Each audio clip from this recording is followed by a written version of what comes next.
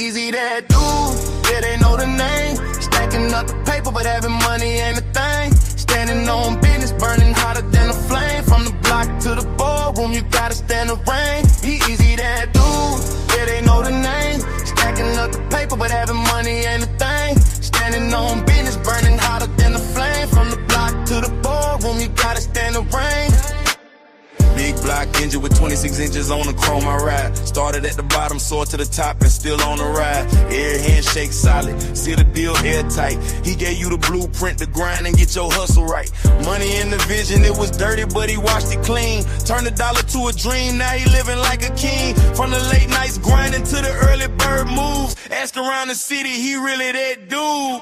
He love how he talk it cause he walk it too. Every step calculated, everything come through. From the hood by the views, yeah, the rooftop views. He the bridge between the struggle and the good life views. Never fold under pressure, shine like a diamond in the sun. Every loss was a lesson, every win is hard won. Now the crowd chant his name when he steps in the room. B-Eazy Dat Dude, yeah, you know he's the truth.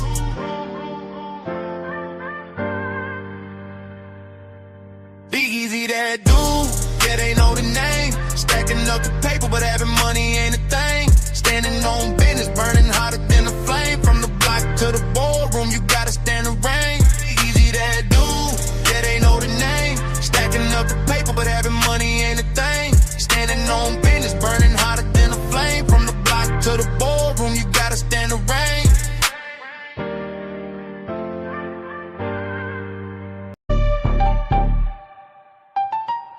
Yeah, yeah. Listen up. It's B-Eazy Dat Dude, the great. He ain't fake, he one of the real guys. Spitting fire every stream. You been late to the party, now it's time to realize. From Pittsburgh to around the world, yeah, the flow is elite. Every beat that he slide on turns into straight heat. Came up from the grind, selling box on a laptop, running up a bag, feel like he hit the jackpot. Got the luxury visions, ambition vivid, never bluff. Person's progress, persevere when the going gets tough. B-Eazy Dat Dude, got stripes in the game. Every rhyme, every line, they gon' remember the name. From the streets to the stage, the energy don't fade. Legend in the making, yeah, history's what he's laid. Mic in his hand, heart in the flow and soul on every beat. Dropping knowledge, power, bravado, his legacy complete. Hustle, amplified, lyrics electrified, that's the truth. Be-Eazy Dat Dude, established with certified proof. Feel the bass, feel the vibe, let it ride through the crowd. All the words, every hook, man, he keeps making us proud. King of his lane, rising above every feud. All hail the one and only, one and only, one and only. Be-Eazy Dat Dude. Yeah. Yeah.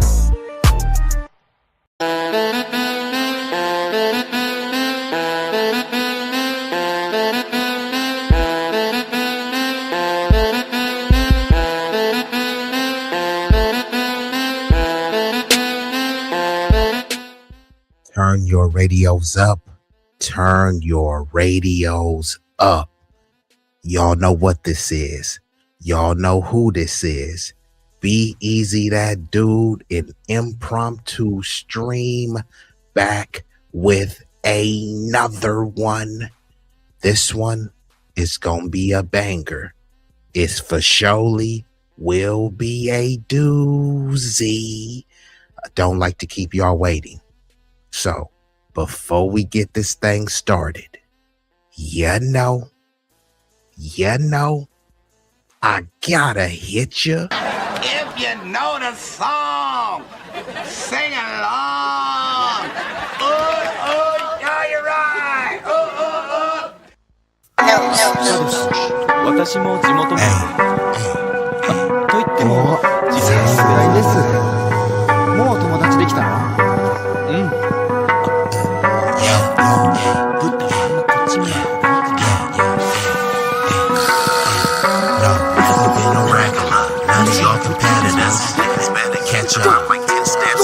Look, this promethazine got me leaning like a cholo in the club. I'm 20 deep. I don't be riding solo. Pull some bad bitches, they vanilla and cocoa. They wanna take some photos when we kick it out in Soho. Chicks are showing tits and popping pussy for my promo. Told them like juvenile, baby, move it for me slow-mo. Then I'm right back to the block, cause I keep getting moto. I be flipping, not shrinking. I don't give a fuck about no ho, no ho. This nigga name ain't D-Lo, but pimpin' these bitches and stacking this bread. Forever be my stilo.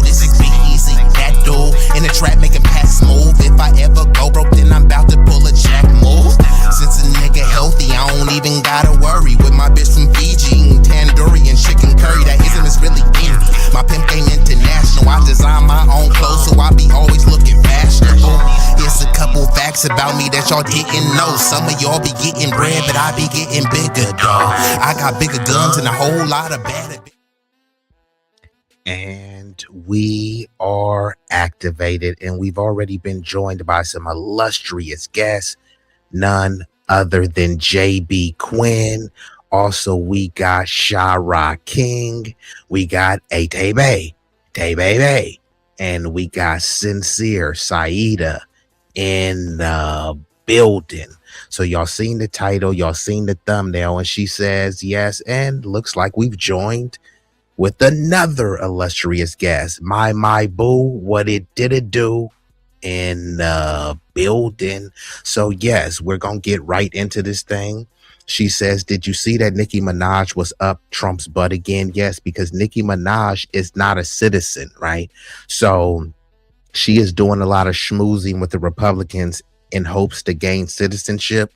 So she's not just kissing butt, she's firmly planting her hands on the cheeks, spreading the cheeks, licking up and down and all around. So she's not just a butt kisser, she is a crack licker. So hopefully she gets some citizenship based on this. So that's Nicki Tether Minaj.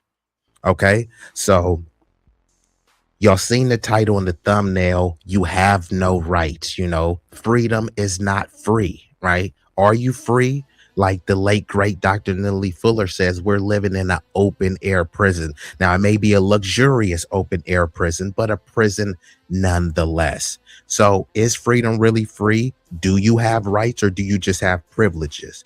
Privileges can be revoked at any time. And if you say that the rights are God-given, then how could they be stripped by man? Let's get into it. Politicians. Everybody complains about politicians. Everybody says they suck. Yeah! Well, where do people think these politicians come from? They don't fall out of the sky. They don't pass through a membrane from another reality. They come from American parents and American families, American homes, American schools, American churches, American businesses, and American universities, and they're elected by American citizens. This is the best we can do, folks. This is what we have to offer. It's what our system produces. Garbage in, garbage out. If you have selfish, ignorant citizens, you're going to get selfish, ignorant leaders. And term limits ain't going to do you any good. You're just going to wind up with a brand new bunch of selfish, ignorant Americans. So maybe it's not the politicians who suck. Maybe something else sucks around here. Like the public. Yeah, the public. Yes, I would have to concur. When people say that the Republicans are bad or that the Democrats are bad, who voted those people in? Now, I understand that there's a bunch of money and lobbying efforts and media propaganda, and there's a lot of systemic oppression and rigging going on. But still, you'll see a lot of people that would be considered rank and file or proletariat. They'll be licking the boots of the oligarch, willing to attack their neighbor to defend a billionaire that doesn't give a flying fig about them. Let's rewind it back and get back into it. You're just going to wind up with a brand new bunch of selfish, ignorant Americans. So maybe it's not the politicians who suck. Maybe something else sucks around here. Like the public. Yeah, the public sucks. There's a nice campaign slogan for somebody. The public sucks. Fuck hope. Fuck hope. So everybody don't like Nicki no more. Who I think the only thing that Nicki had going for her is that she had clicked up with Lil Wayne. Then Lil Wayne and Drake, they were making music together. So during that era, she was at her hottest. But see, she needed a team to uplift her. She's not the main star, right? She needs a huge supporting cast to carry her through the finish line. And there was a lot of propaganda, and she did have a cult-like following of the Barbs and stuff. But if you ask them why they were so cultish and following her, they won't give you a coherent answer.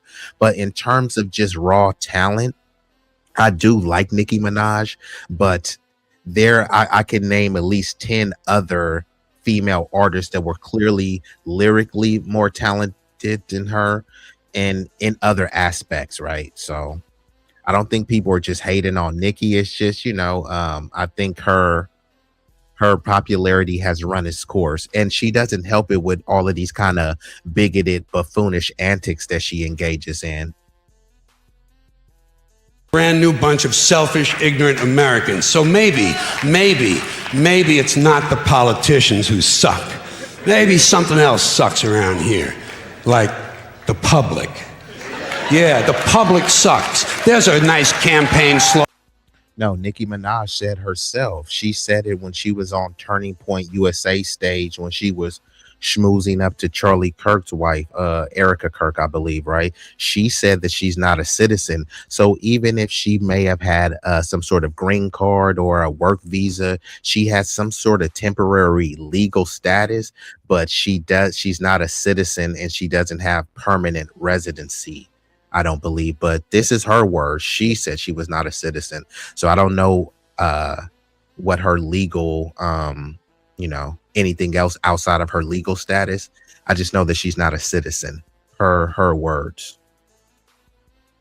Slogan for somebody. The public sucks. Fuck hope. Fuck hope. Because if it's really just the fault of these politicians, then where are all the other bright people of conscience? Where are all the bright, honest, intelligent Americans ready to step in and save the nation and lead the way? We don't have people like that in this country. Everybody's at the mall, scratching his ass, picking his nose, taking his credit card out of his fanny pack and buying a pair of sneakers with lights in them. So I have solved this little political dilemma for myself in a very simple way. On election day, I stay home. I don't vote. Fuck them. Fuck them. I don't vote. Two reasons I don't vote. First of all, it's meaningless. This country was bought and sold and paid for a long time ago. The shit they shuffle around every 4 years doesn't mean a fucking thing. And secondly, I don't vote because I believe if you vote, you have no right to complain.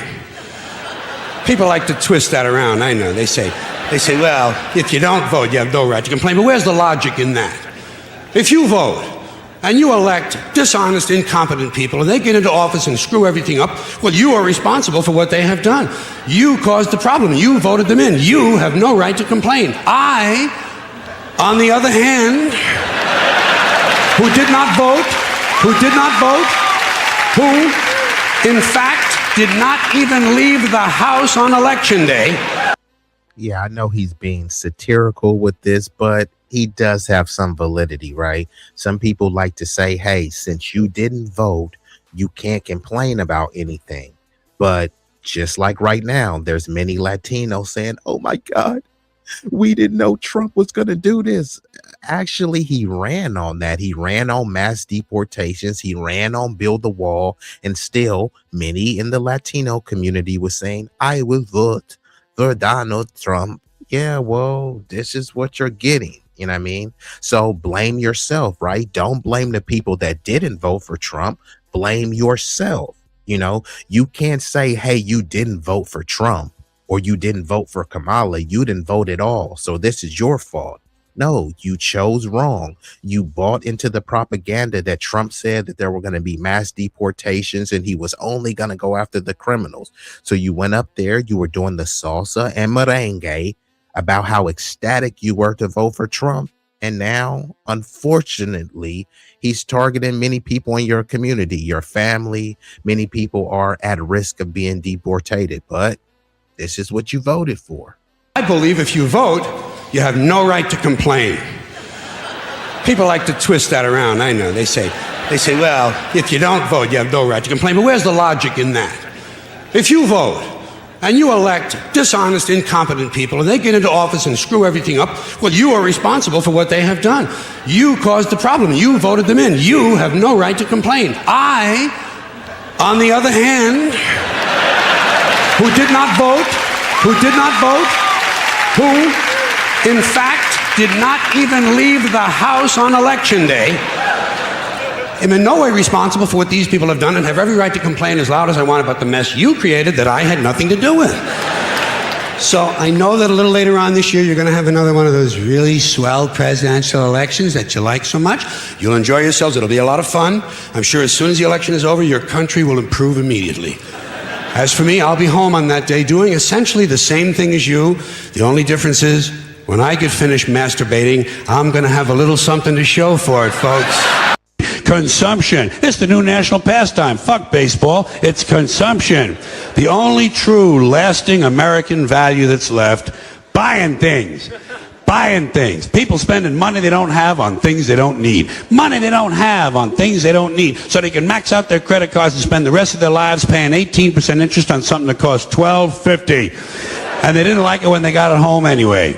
Not too bright, folks. Not too fucking bright. But if you talk to one of them about this, if you isolate one of them, you sit them down rationally, and you talk to them about the low IQs and the dumb behavior and the bad decisions, right away they start talking about education. That's the big answer to everything. Education. They say we need more money for education. We need more books, more teachers, more classrooms, more schools. We need more testing for the kids. You say to them, well, you know, we've tried all of that, and the kids still can't pass the test. They say, oh, don't you worry about that. We're going to lower the passing grades. And that's what they do in a lot of these schools now. They lower the passing grades so more kids can pass.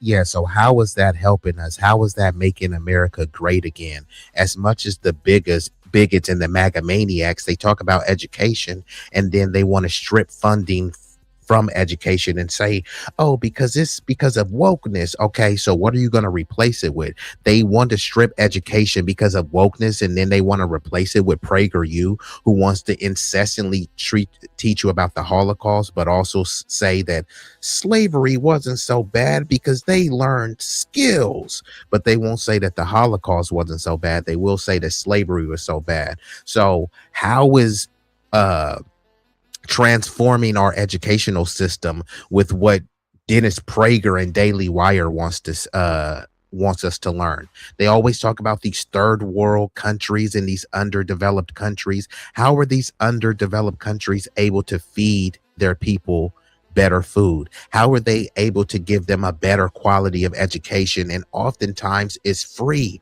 education. So when they act like they can't understand why many institutions are failing, it's because of the profit motive, right? And they wanted a nation of workers, not thinkers. They don't want people to be able to think critically and challenge them intellectually. They want a bunch of mindless drones. And, you know, basically you usher in your own replacement, whether it be illegal undocumented labor or AI. You know what I mean? Be a mindless drone. Don't think about it. Just do whatever we say. Things. Buying things. People spending money they don't have on things they don't need. Money they don't have on things they don't need. So they can max out their credit cards and spend the rest of their lives paying 18% interest on something that costs $12.50. And they didn't like it when they got it home anyway. Not too bright, folks. Not too fucking bright.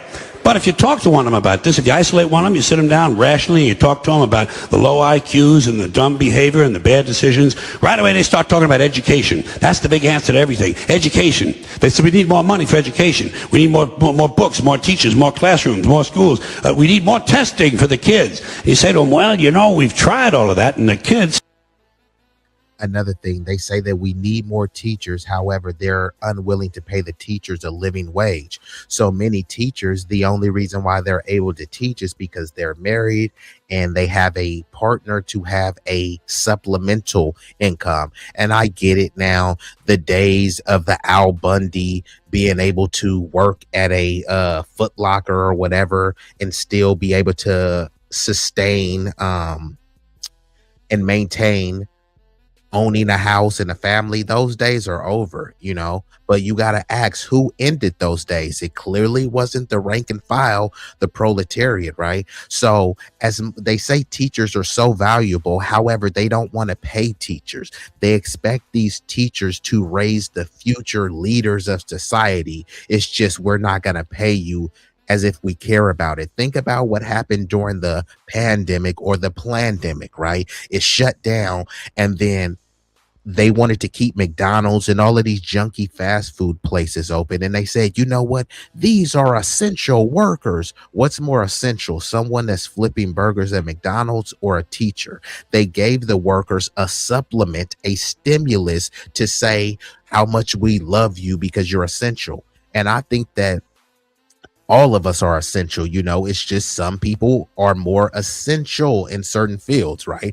A brain surgeon is going to be more essential than someone that works at Burger King. It doesn't mean that the person that works at Burger King should be denigrated or have their humanity diminished. But what I'm saying is it's extremely contradictory to give extra money and stimulus because people that worked at Wendy's, saying, would you like fries with that? They were essential. But somehow when the teachers go on strike, stop complaining, stop begging, get back to work and teach those kids. How are teachers not essential? And if they are essential, why aren't they being paid as such? In some places, I looked at some places, especially on like down south, there's some places where the teachers are making 23 to 33,000 annually. Out here in California, you make more working at In-N-Out Burger.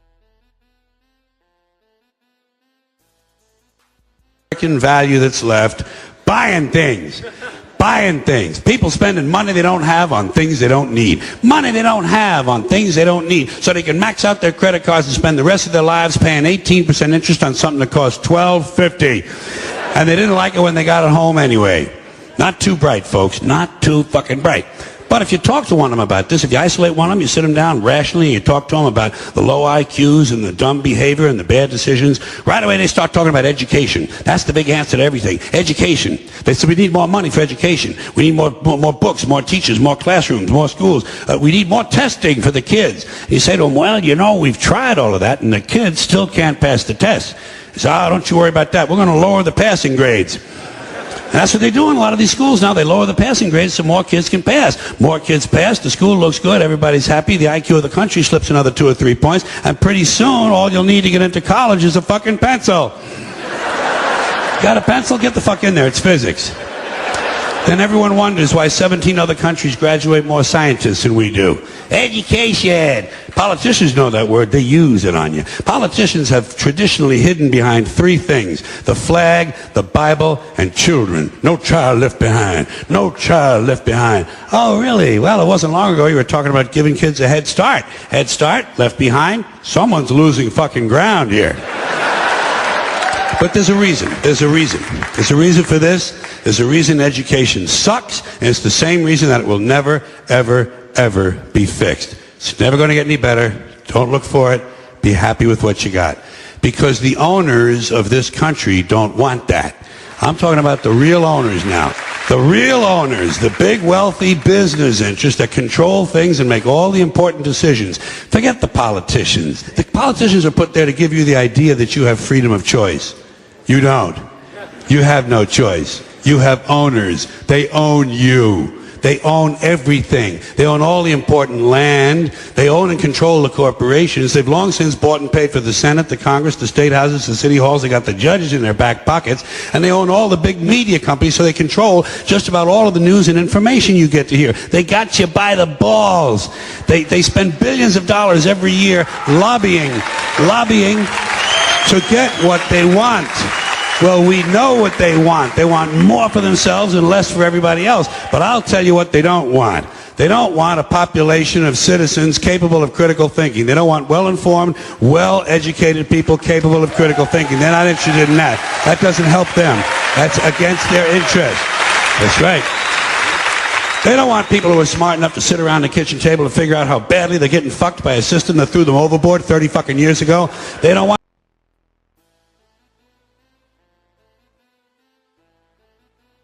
Okay, so here, let me share this screen right here as well so we can kind of allude to some of the things that he said when he said they own you.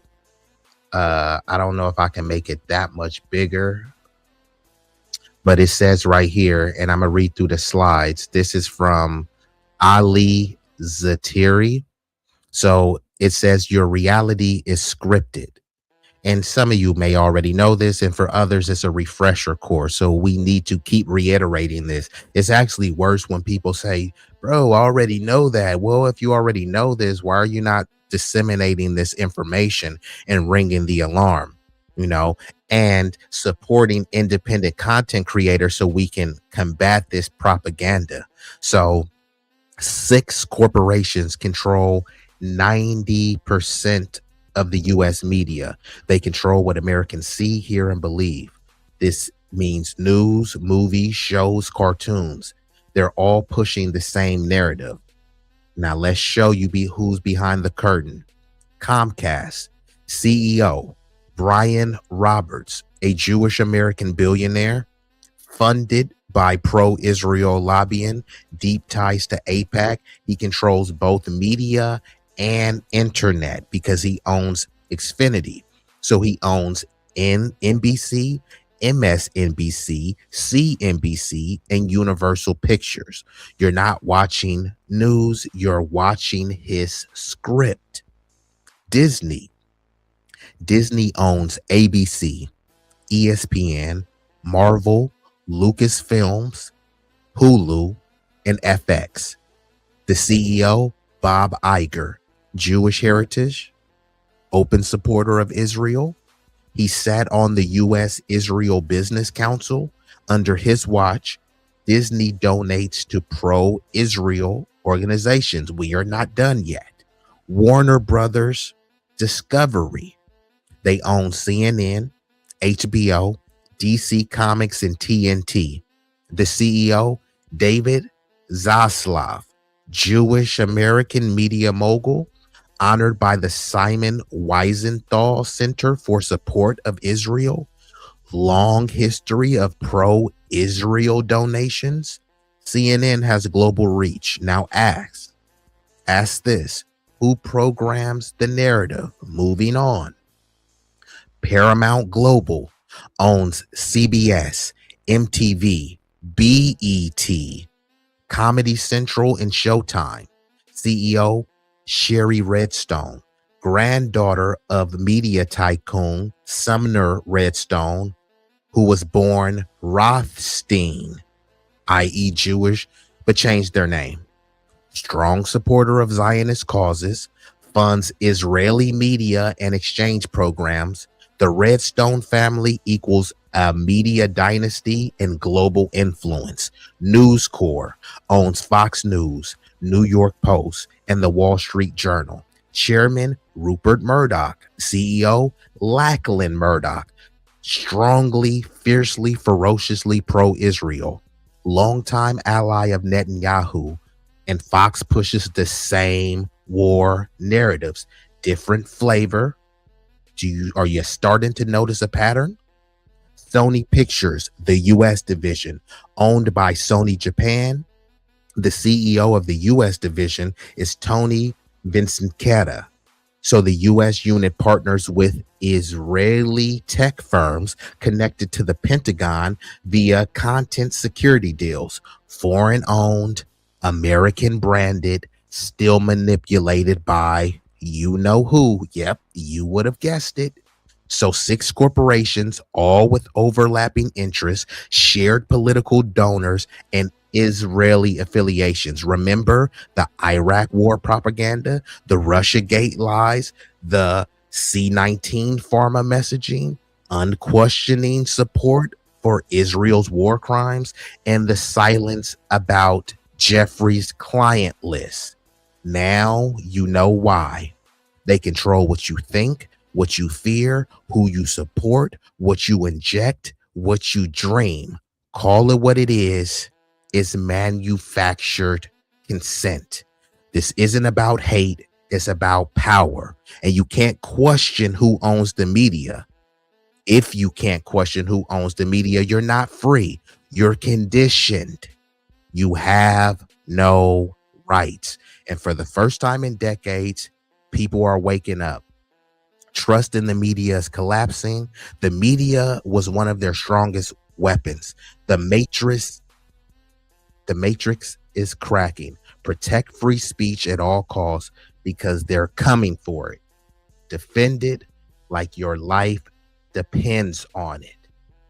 Okay, so now we will get back into the video. You know what they want? They want obedient workers. Obedient workers.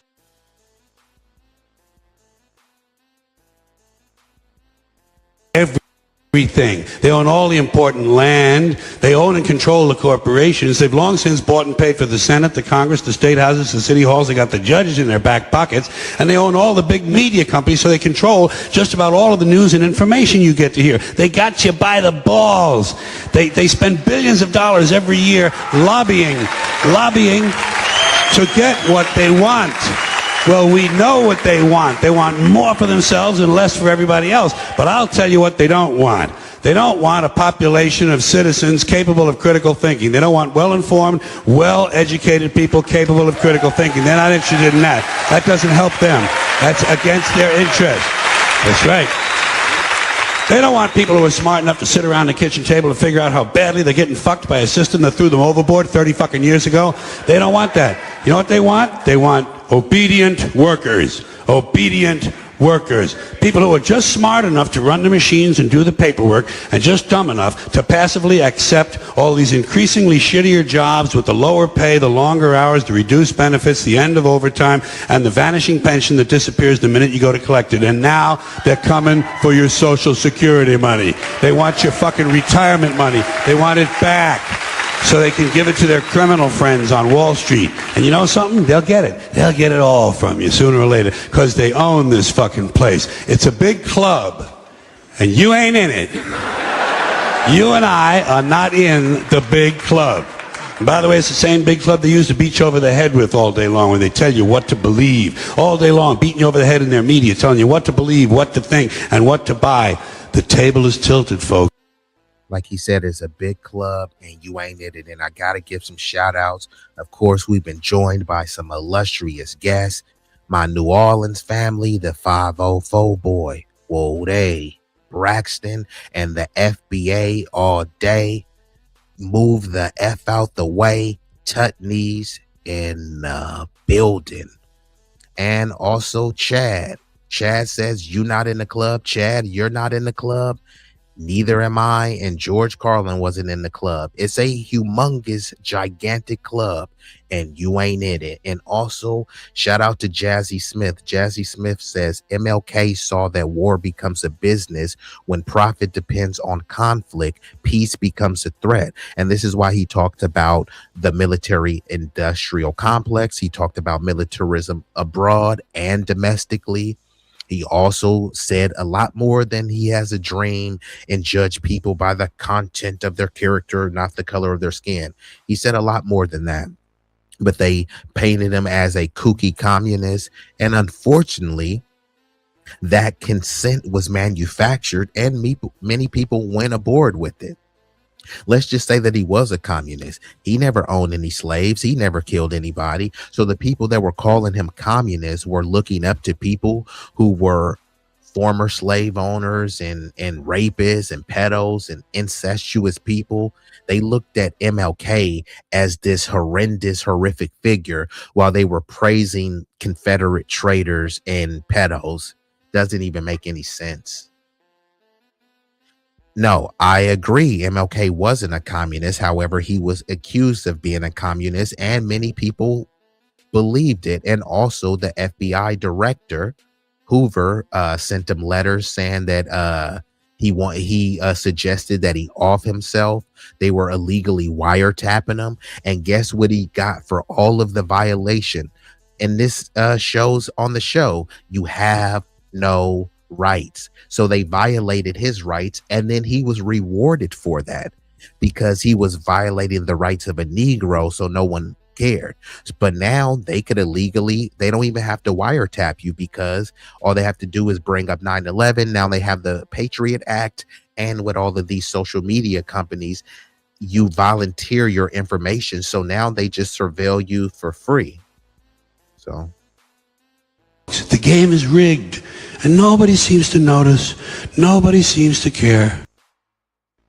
shittier jobs with the lower pay, the longer hours, the reduced benefits, the end of overtime, and the vanishing pension that disappears the minute you go to collect it. And now they're coming for your Social Security money. They want your fucking retirement money. They want it back so they can give it to their criminal friends on Wall Street. And you know something? They'll get it. They'll get it all from you sooner or later because they own this fucking place. It's a big club, and you ain't in it. You and I are not in the big club. And by the way, it's the same big club they used to beat you over the head with all day long when they tell you what to believe. All day long, beating you over the head in their media, telling you what to believe, what to think, and what to buy. The table is tilted, folks. The game is rigged. So the game is rigged. It's a big club, and you ain't in it. But the thing is, we are a bigger party, a bigger club. It's more of us than them. The only thing is that many of us are willing to sell each other out to kind of bend over for the plutocrats. People are willing to sell each other out. They'll sell their neighbor out so that they can lick Elon Musk boots. They'll sell their neighbor out so that, they get a pat on the back and a butter biscuit from Bill Gates. You know what I mean?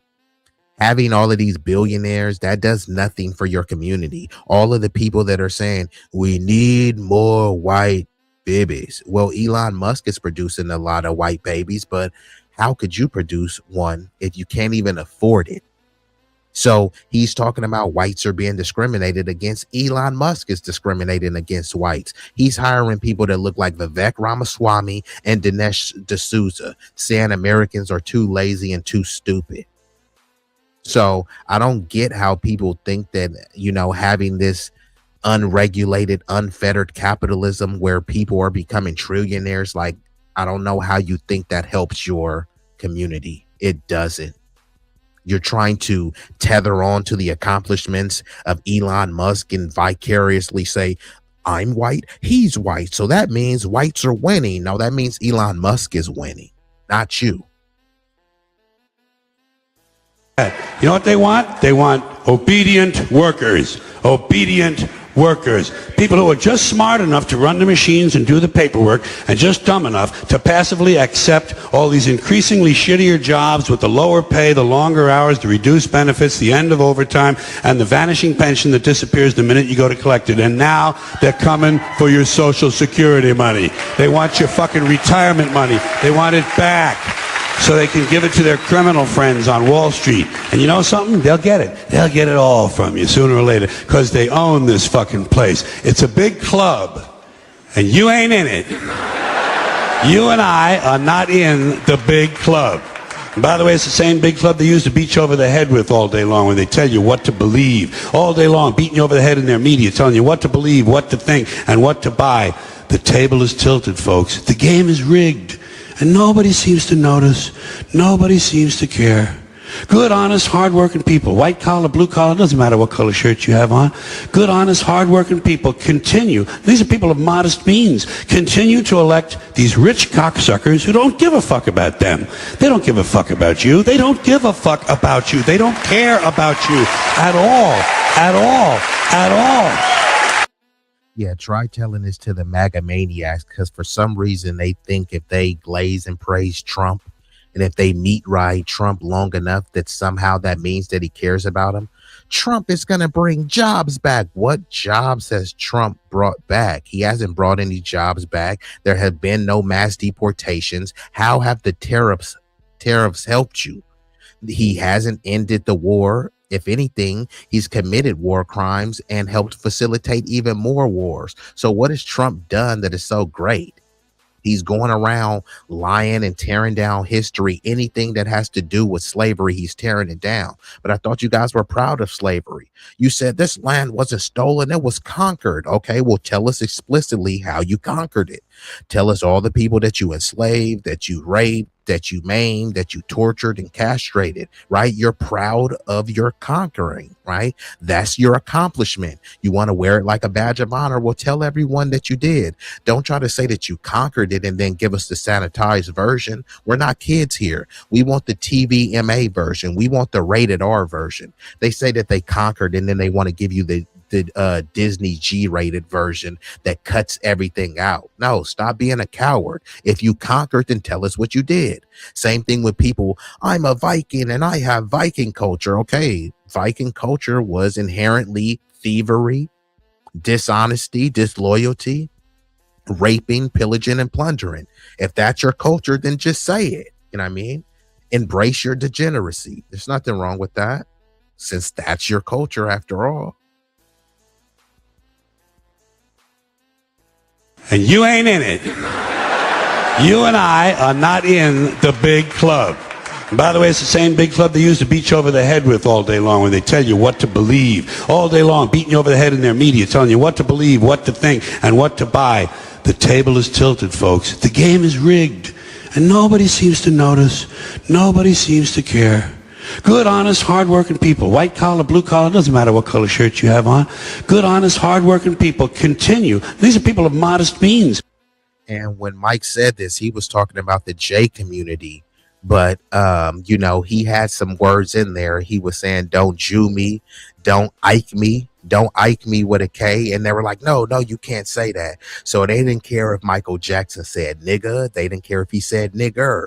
But, you know, you can't say anything disparaging towards Jews, right? So that's why I said all slurs matter, right? If y'all don't care about one slur or epithet towards another group, we can't pretend as if it's okay for this group, but it's offensive if you say a slur towards Jews. Like, are they special? Are they human? You know, like, are they just these chosen people that you could never speak about? Nah, I mean, many Jewish record labels, they have no problem putting out stuff. So, for instance, Kanye West had put something out when he said, how could I be anti-Semitic? I just fucked a Jewish bitch. And they were like, oh my God, how could he say that? But if he said he fucked a black bitch, a white bitch, or any other bitch, it would be okay. But the fact that he said he fucked a Jewish bitch, that's anti-Semitic. Him saying he fucked a black bitch is not anti-black. But him saying he fucked a Jewish bitch who was white, why did they call it anti-white? Because he was talking about fucking a white Jewish bitch. So people are just kind of tired of the hypocrisy. They say no DEI, no affirmative action, right? So fine. That's all been ended. So all slurs matter. The N-word shouldn't just reign supreme. You know, all slurs should be used equally, right? Or none of them should be used. And since people have an issue with using none of them, then let's just use all of them. That seems fair, right? That seems equal. All from you sooner or later, because they own this fucking place. It's a big club, and you ain't in it. You and I are not in the big club. And by the way, it's the same big club they used to beat you over the head with all day long when they tell you what to believe. And shout out to MWP and shout out to Roger Meadows. Roger Meadows emphasizes worker cooperatives for all Americans to own the economy. So this is not race-based, you know, this is humanity-based, right? Because we want to uplift and enrich everyone. This is a universal policy. This is a all lives matter policy. But unfortunately, many people will frame worker co-ops as that's socialism, that's communism. So they'll say these buzzwords that they don't know the definition of to denigrate it, but they basically just support the status quo. All they want to do is, you know, improve their standing in the status quo. They don't care about bootlicking for Peter Thiel, Bloomberg, Miriam Adelson. All they want to be is just a step above the niggas. Hey, I'm not like those blacks, I'm above them. But yeah, you're below many of these billionaires, bootlicking them, you know what I mean? And they're the ones pushing you will own nothing and be happy, right? It's not BLM that's causing that.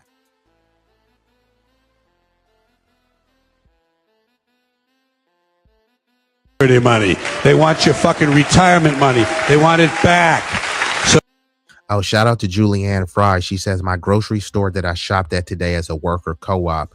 If you don't mind, could you let me know what that place is? I would like to look that up, and then people could use that as a model to push forward in their local community, because people act like these worker co-ops are just like figuring out how to get to the moon. This is the greatest nation. It's just we can't figure out how to effectively have worker co-ops. So could you let me know where that worker co-op is located and what the name of it is? And salute to you. How are the prices there at that worker co-op? Are they exorbitant or have they been, fairly stabilized? Let me know. And shout out to Julianne and MWP. They can give it to their criminal friends on Wall Street. And you know something? They'll get it. They'll get it all from you sooner or later because they own this fucking place. It's a big club, and you ain't in it. You and I. And shout out to MWP. And of course, I have to continuously pause the video. I will rewind it back just so that I don't get any sort of copyright infringement. But MWP says Cesar Chavez was against illegal immigration and he promoted worker cooperatives. I might pull up the video. I have to look it up. Cesar Chavez was vehemently against illegal immigration, and he was actually calling the people coming over. He wasn't, people get mad at saying, and Cesar Chavez is revered. They have multiple schools called Cesar Chavez School, right? When the people came over here, Cesar Chavez didn't call them illegal. He didn't call them immigrants.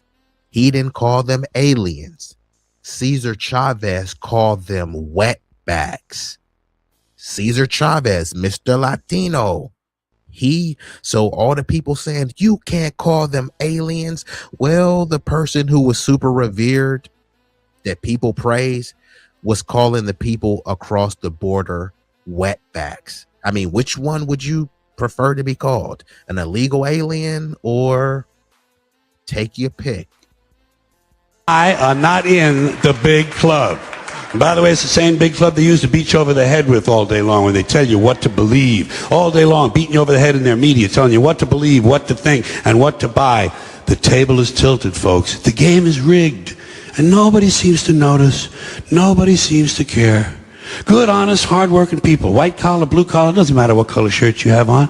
Good, honest, hard-working people continue. These are people of modest means. Continue to elect these rich cocksuckers who don't give a fuck about them. They don't give a fuck about you. They don't give a fuck about you. They don't care about you at all. At all. At all. Yeah. You know? And nobody seems to notice, nobody seems to care. That's what the owners count on, the fact that Americans will probably remain willfully ignorant of the big red, white, and blue dick that's being jammed up their assholes every day. Because the owners of this country know the truth. It's called the American dream, because you have to be asleep to believe it. Customs. Swearing on the Bible. You understand that shit? They tell you to raise your right hand, place your left hand on the Bible. Does this stuff really matter? Which hand? Does God really give a fuck about details like this? Suppose you put your right hand in the Bible, you raise your left hand. Would that count? Or would God say, sorry, wrong hand, try again? And why does one hand have to be raised? What is the magic in this gesture? This seems like some sort of a primitive voodoo mojo shtick. Why not put your left hand on the Bible, let your right hand hang down by your side? It's more natural. Or put it in your pocket. Remember what your mother used to say?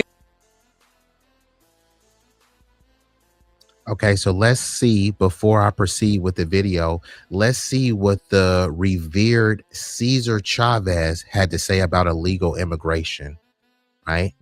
Mind you, he's a Latino, he's a Hispanic, and they want FBAs out there crashing out for illegal immigration.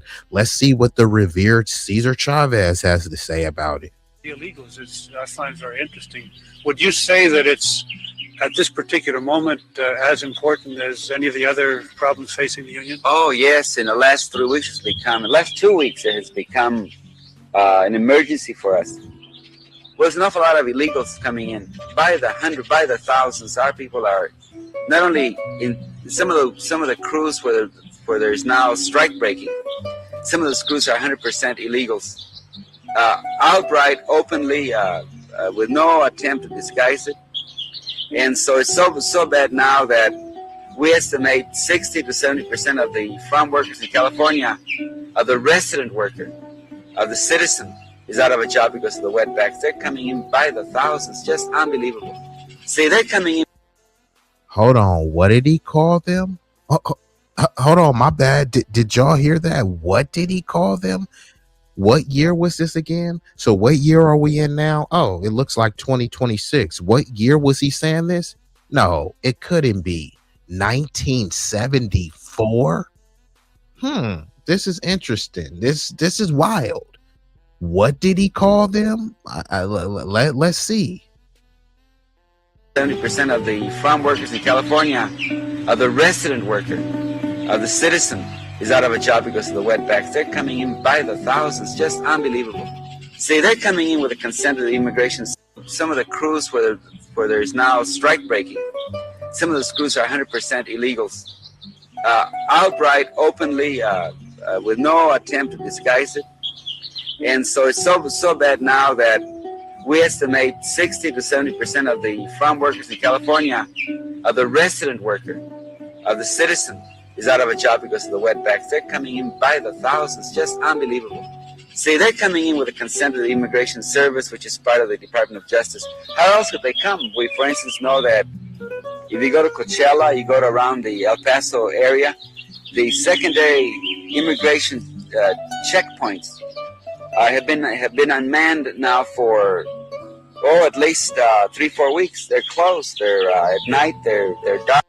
So essentially what he's saying is both parties support open borders. He's saying that these borders are being unmanned and all the stuff, even with the whole build the wall. Okay, build the wall, but what's the point of building the wall when you're just going to let them climb over the wall or waltz in through a known entry? They'll say build the wall. Look, we built the wall to keep them out. And then you have Border Patrol directing them to a area where they can just crawl through or crawl under. This is what he said in 1974. What has changed, right?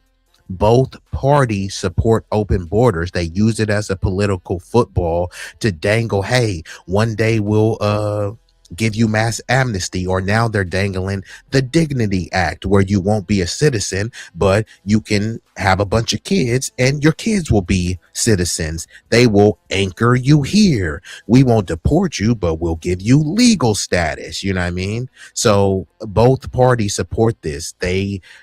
If they don't call it amnesty, they'll give some iteration of it, but it will be like some sort of pseudo amnesty. And it will be, look, we didn't give them amnesty. And then eventually the Democrats will get in office and say, oh my God, what the Republicans did to you was so inhumane. So we're going to give you mass amnesty because this is a nation of immigrants. So that means come one, come all. You know what I mean? This is all this is. But even this dude, a Hispanic Latino in 1974, was saying the problem of just having illegal immigrants by the tens of millions flooding into the community. He's talking about how it affects his community. If it affects his community, how do you think it affects the black community? We're affected by it worse. Here he is in 1974 complaining about it, and it's gotten worse for black people. However, they want us to go out there on the front line and champion something that doesn't help us. Okay. On the El Paso area, the secondary immigration checkpoints have been unmanned now for at least 3-4 weeks. They're closed. They're at night. They're dark. There aren't any patrolmen there. It's a gimmick. We think that it's a prelude at the beginning to a big drive on the part of the administration and the Mexican government to bring the Bracero program again. It's a vicious attack on the. Well, Bernie Sanders, who was supposed to be super duper uber progressive, even he had to admit that illegal immigration, both legal and illegal, but we'll just fixate on illegal. He said that it hurts American workers, but specifically black American workers. We get the brunt of this illegal immigration, right? But all of these progressive, lefty, liberal lunatics, they just want open borders, flooded in. We're a nation of immigrants. It was built by immigrants. Okay, fine. If you believe it was built by immigrants, send them to Martha's Vineyard and let them build a bunch of stuff over there. No, we don't want them here. Dump them in a poor neighborhood with no resources. Oh, don't worry. We have NGOs, so we'll give them resources, debit cards, and things like that. You know, there's no pulling of the people's up by the bootstraps. This is all government sanctioned. Even he's saying right here in 74 that the Border Patrol wasn't even doing their job. All of these stations are unmanned because this was the plan, to have the country be flooded with a specific demographic. When they say we need more white babies, that's what Elon Musk and Tucker Carlson is saying. The oligarchs are saying we need more babies. We don't care who has them. So when they bring people from underdeveloped, what some would call a third world country, their incentive is to have a baby. Some Americans, they grown up, if you don't have enough money, you don't have babies. The other people from an underdeveloped country, they are more incentivized to have a baby because the baby anchors them here, i.e. the term anchor baby. Once they have multiple babies, they're anchored here. Then people say, well, you don't want to separate families, do you? And then you say, well, I guess that is inhumane. So now you got tens of millions of people with multiple babies that are anchored here, and everyone's afraid of deportations because they don't want to separate families. And then the cycle just continues.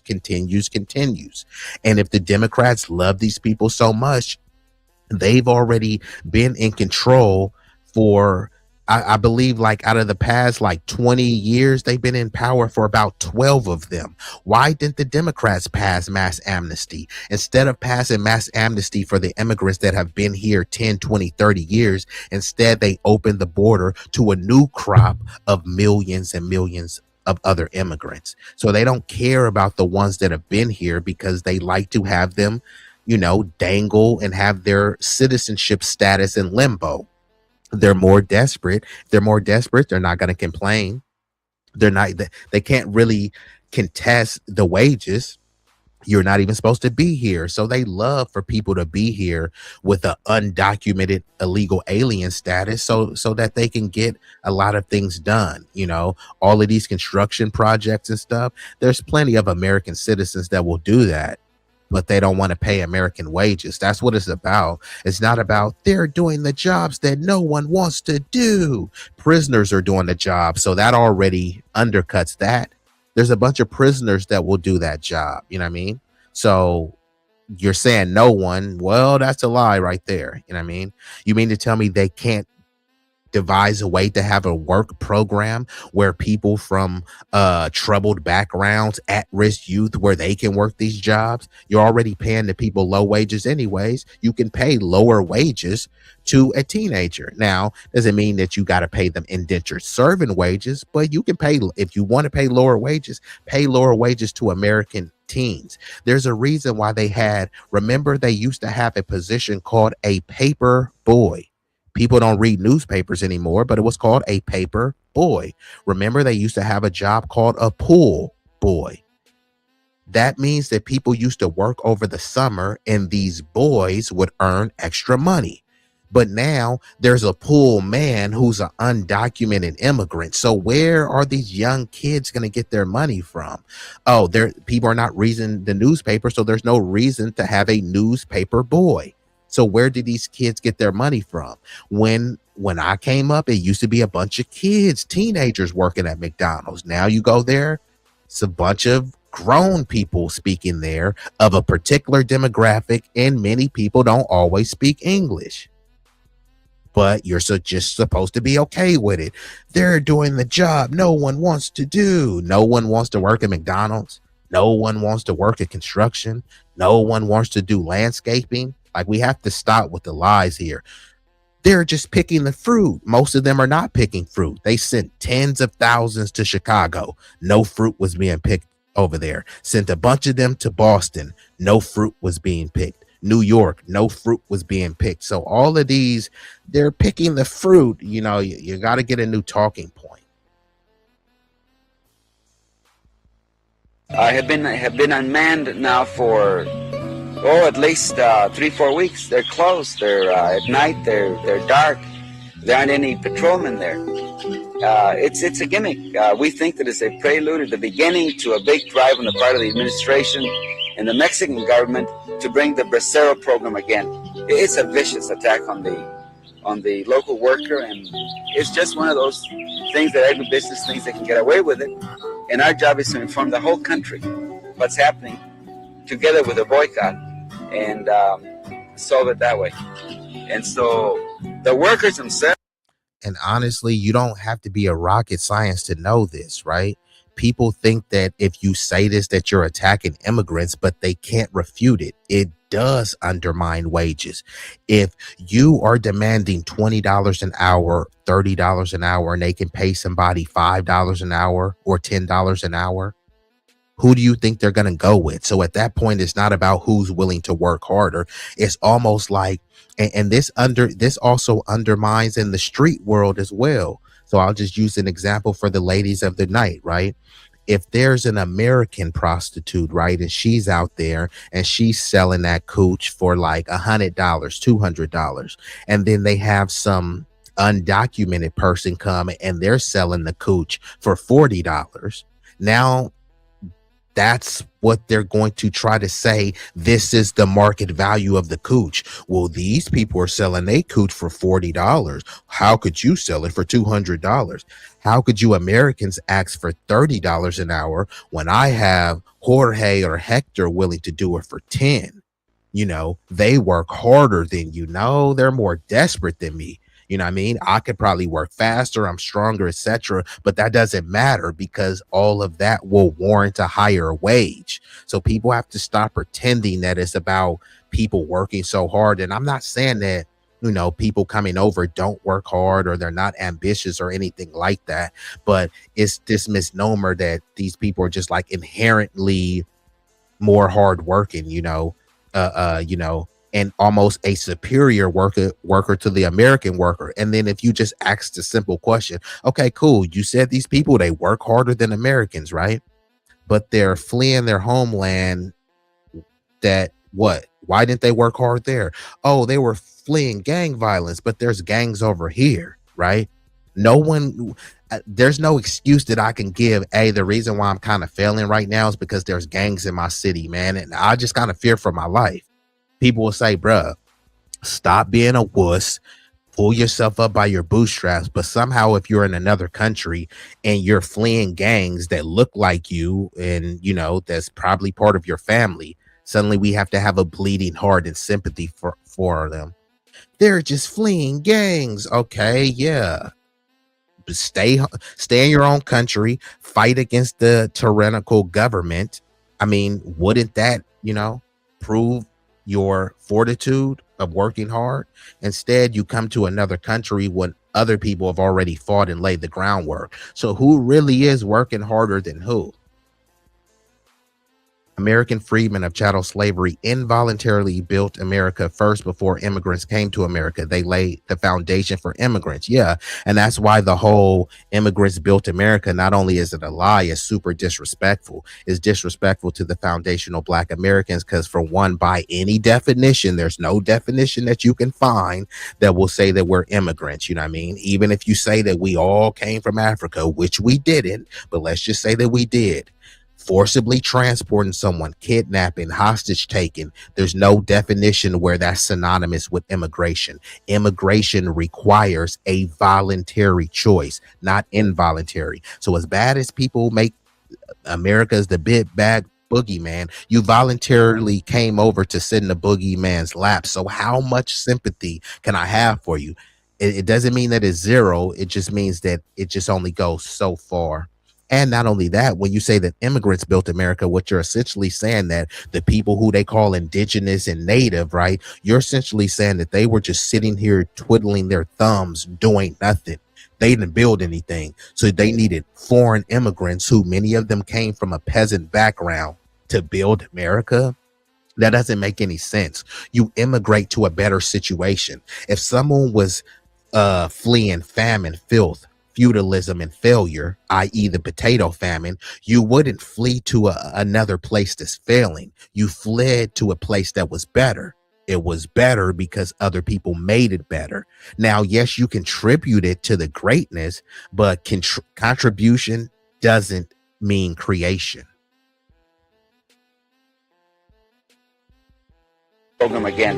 It's a vicious attack on the local worker, and it's just one of those things that agribusiness thinks they can get away with it. And our job is to inform the whole country what's happening together with a boycott and solve it that way. And so the workers themselves, even the sooner these American teens can become gainfully employed, they'll start having babies and building families sooner. Instead, many people are foregoing having kids and they're opting to live YOLO. You only live once. And then you're saying, why aren't they having babies? Well, why would they want to have a baby when the average home cost is 400,000? It's even more in California. It's close to $1 million, you know what I mean? Maybe like 700K or something like that, right? Why would kids kind of sign up for that? Meanwhile, it's a bunch of boomers saying, well, by your age, I had 4 kids. Yeah, and you paid $8,000 for your house, right? You're trying to compare you paying $8,000, $13,000, or let's just say an expensive house of $80,000, right? You paid 80 grand for your house, and then you're whining about kids who can't afford a $500,000 house, and all of these boomers and silent people that are hanging on to their house, and you think that you're going to sell it for, yeah, I have all this equity and my house now is worth $1 million. Your kid ain't gonna be able to afford that. You're gonna have to pass that down. You're gonna have to give your kid a handout, an inheritance handout. That's what you're going to have to give your kid. Your kid is not going to be able to work hard enough to afford a house. So these boomers, they don't care. Who are they going to sell these houses to? They don't care because it's going to be BlackRock, J Street, Chamber of Commerce coming and buying these houses in cold hard cash. And they're going to further cement the you will own nothing and be happy narrative. Brought to you by your parents and grandparents. business things they can get away with it. And our job is to inform the whole country what's happening together with a boycott and solve it that way.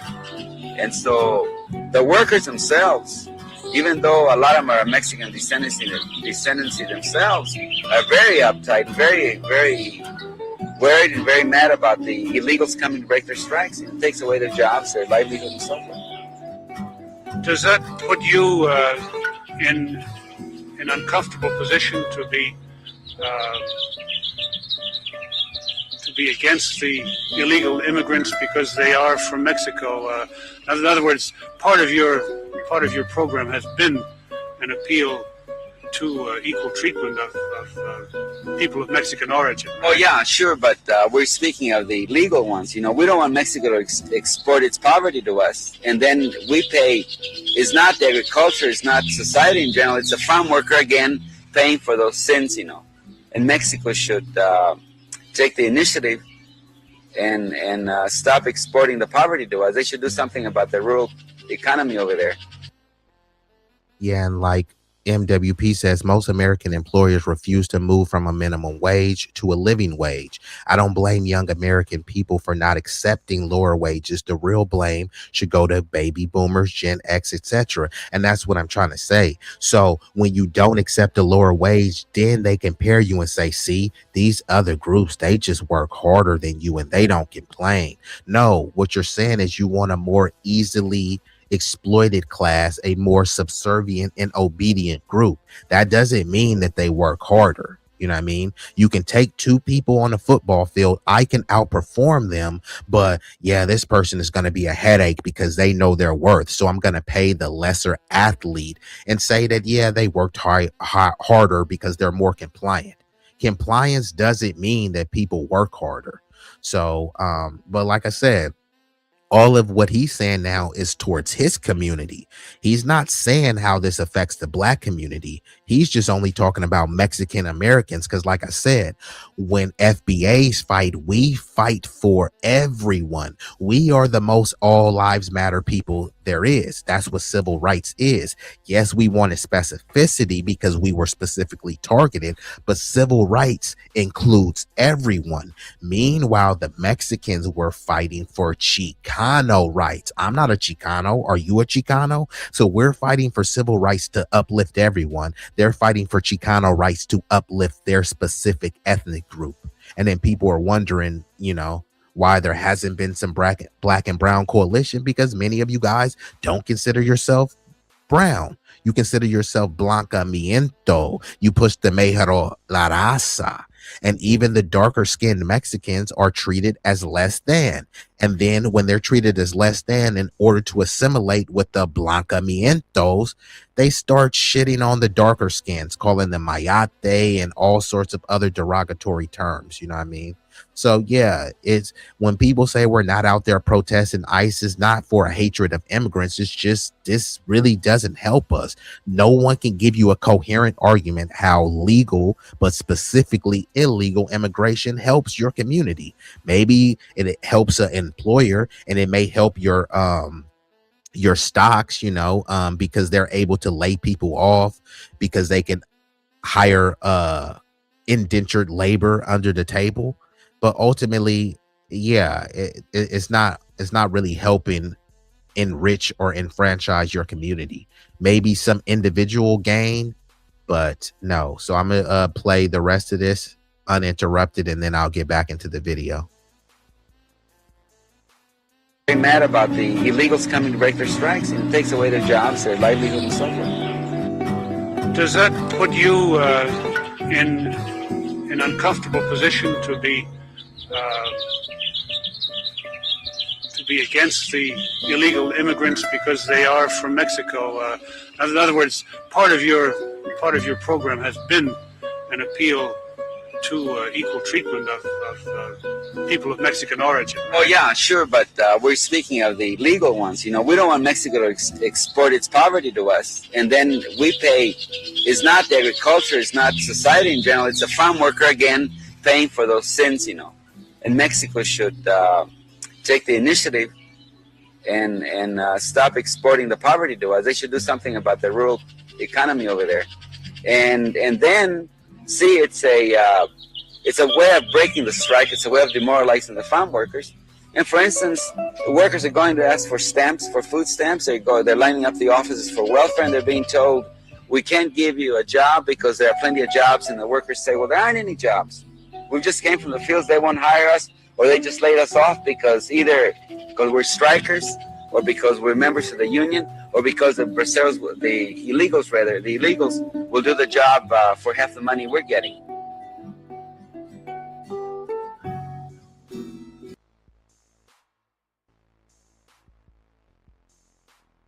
So everything that y'all heard Cesar Chavez said, we have been saying that. So maybe people will start to believe it when it comes from him, but still, I'm sure there will be excuses made.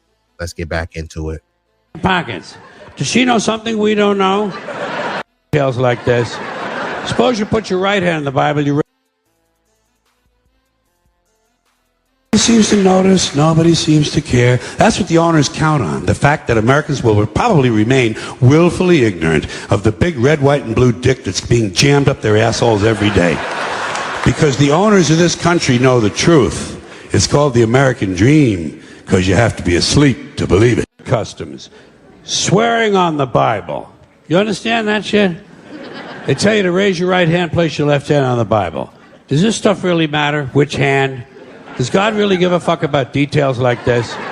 Suppose you put your right hand in the Bible, you raise your left hand. Would that count? Or would God say, sorry, wrong hand, try again? And why does one hand have to be raised? What is the magic in this gesture? This seems like some sort of a primitive voodoo mojo shtick. Why not put your left hand on the Bible, let your right hand hang down by your side? It's more natural. Or put it in your pocket. Remember what your mother used to say? Don't put your hands in your pockets. Does she know something we don't know? Is this hand shit really important? Well, let's get back to the Bible, America's favorite national theatrical prop. Suppose the Bible they hand you to swear on is upside down, or backward, or both, and you swear to tell the truth on an upside down, backward Bible. Would that count? Suppose the Bible they hand you is an old Bible and half the pages are missing. Suppose all they have is a Chinese Bible in an American court, or a Braille Bible and you're not blind. Suppose they hand you an upside down, backward Chinese Braille Bible with half the pages missing.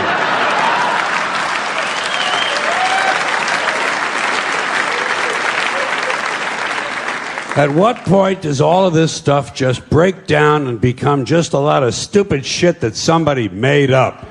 They fucking made it up, folks. It's make-believe. It's make-believe. Now, all right. Okay. Let's leave the Bible aside. We'll get back to the science fiction reading later.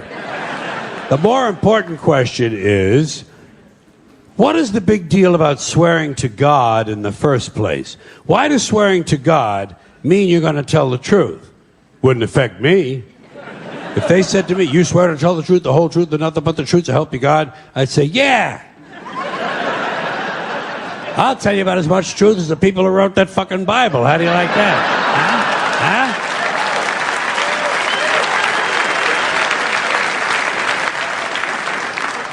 Swearing on the Bible doesn't mean anything. It's kids. Swearing to God is kid stuff. I mean, what do y'all think? Does swearing on the Bible actually mean something? If there's someone that's a known liar and then you give them here's this Bible, swear on this Bible, right? Does the Bible suddenly magically take over that person's spirit and turn a liar into a truth teller? I don't think it's like the movie Liar Liar, which was a great movie with Jim Carrey, but I don't know if it's extremely like that. So how much reverence should people hold to that statement? Because I get it. That's considered like a blasphemous statement. If someone says, I put that on God, swear to God, that's supposed to be blasphemous. But what is exactly going to happen to you and what makes it blasphemous, right?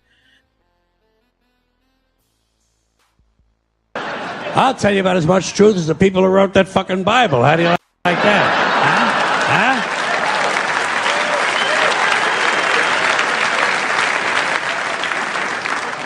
Swearing on the Bible doesn't mean anything. It's kid. Swearing to God is kid stuff. Did you remember when you were a kid? If you told another kid something he didn't quite believe, he'd say, "You swear to God?" I would always say, "Yeah, I swear to God," even if I was lying. Why not? What's going to happen if I lie? Nothing. Nothing happens if you lie, unless you get caught, and that's a whole different story. So Tutney says swearing on the Bible is symbiotic and hearken. So what exactly do you mean by that? Could you elaborate and unpack that? If people want to show that they care about God, then they need to provide both charity and substance to the working class Americans and American freedmen of chattel slavery. I would concur with this, right? You're supposed to uplift people. Instead, they blame people. Na boo boo. You're broke. You're stupid, right? But you always say, what would Jesus do? Is that what Jesus would do? If Jesus saw a person that was allegedly low IQ, would he go around be calling them dumb and retard? Na boo boo. You're just dumb. Is that what Jesus would do? If Jesus saw someone that was poor, would he say, hey, you're only poor because of culture? Or would he break bread with them? I mean, fair questions to ask, right? Is that the Christian thing to do when you see someone that's poor and then you blame them?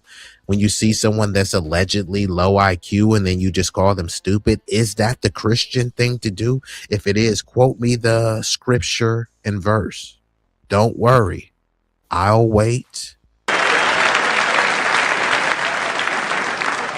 Swearing on the Bible doesn't mean anything. It's kid. Swearing to God is kid stuff. Did you remember when you were a kid? If you told another kid something he didn't quite believe, he'd say, "You swear to God?"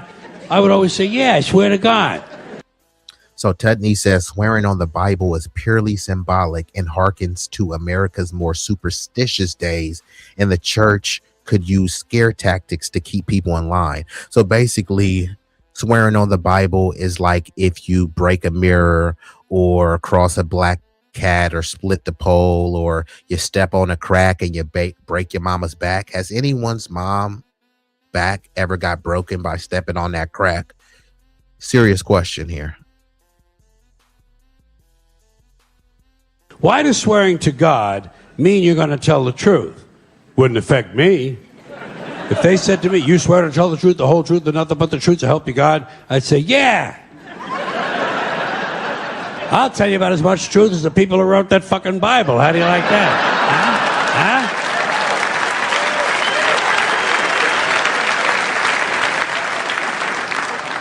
Swearing on the Bible doesn't mean anything. It's kid. Swearing to God is kid stuff. Did you remember when you were a kid? If you told another kid something he didn't quite believe, he'd say, "You swear to God?" I would always say, "Yeah, I swear to God," even if I was lying. Why not? What's going to happen if I lie? Nothing. Nothing happens if you lie, unless you get caught, and that's a whole different story. Sometimes a kid would think he was being slick with me, and he'd say, "You swear on your mother's grave?" I'd say, "Yeah. Why not? First of all, my mother was alive. She didn't even have a grave. Second of all, even if she was dead, what's she going to do? Rise from the grave and come and haunt me? Come and haunt me? All because I told a lie to an 8-year-old? Get fucking real, will you?"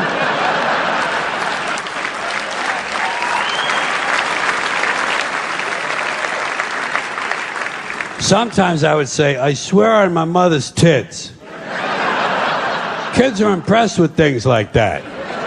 I mean, I don't care about my mother's tits either. I don't care if they fell off. Fuck her.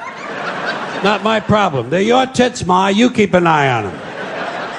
Swearing to God doesn't mean anything. Swearing on the Bible doesn't mean anything. You know why? Because Bible or no Bible, God or no God, if it suits their purposes, people are going to lie in court. The police do it all the time. All the time. Yes, they do.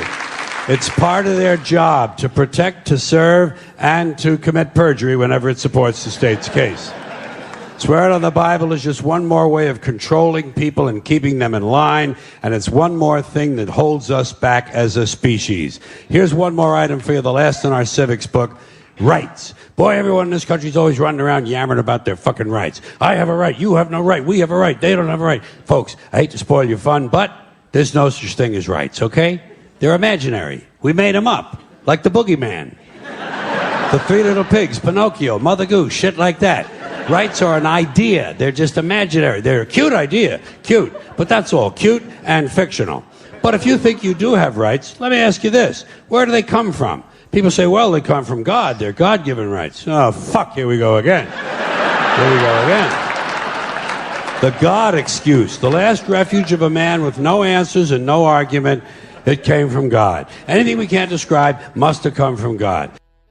And I will concur with him. There is a God excuse where when you ask people to explain things, right? They say, if you don't know it well enough to explain it to a 6-year-old, then you're not fully astute on said subject, right? So whenever you start questioning people, then it turns into, oh, you haven't read the book. No, I've read the book, but you claim to be an expert. So why won't you decipher this book, in a more digestible manner? And then they clearly can't do it. It just turns into, oh, well, let go and let God and trust me, bro. And all of this trust. But, I trust, but verify.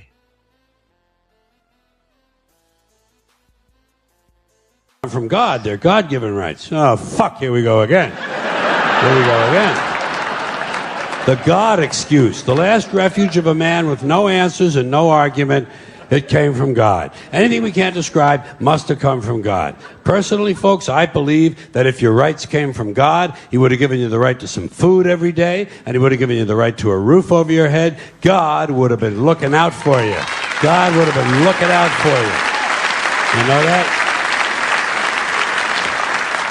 He would have been worried about making sure you have a gun so you get drunk on Sunday night and kill your girlfriend's parents. But let's say it's true. Let's say God gave us these rights. Why would He give us a certain number of rights? The Bill of Rights in this country has 10 stipulations, okay? 10 rights. And apparently God was doing sloppy work that week because we've had to amend the Bill of Rights an additional 17 times. So God forgot a couple of things like slavery. Just fucking slipped his mind. When white middle class and working class Americans become too comfortable with the status quo, they become victims of it later on. You see what's happening right now with the rogue Border Patrol agents and the ICE agents, right? They're lawlessly going around fatally shooting people, not just any people, white people. And none of this would be any hoopla if they had shot black people. they would just say 1350 didn't do nothing. Why didn't they comply? But now they're shooting Lily W people. So now people are saying, oh my God, this is not the country I grew up in. Yes, it is. This is the same country you grew up in. This is the same country that it's always been, right? And people are just advocating for more censorship, for even more of a police state. They say that they want smaller government, but somehow they want bloated police spending. That doesn't equate to smaller government. So they think that is because they think that the police are they're going after the blacks. They're going after people like George Floyd. And then now they're going after people that look like Becky, Karen, and Joanne. It is what it is. Fine.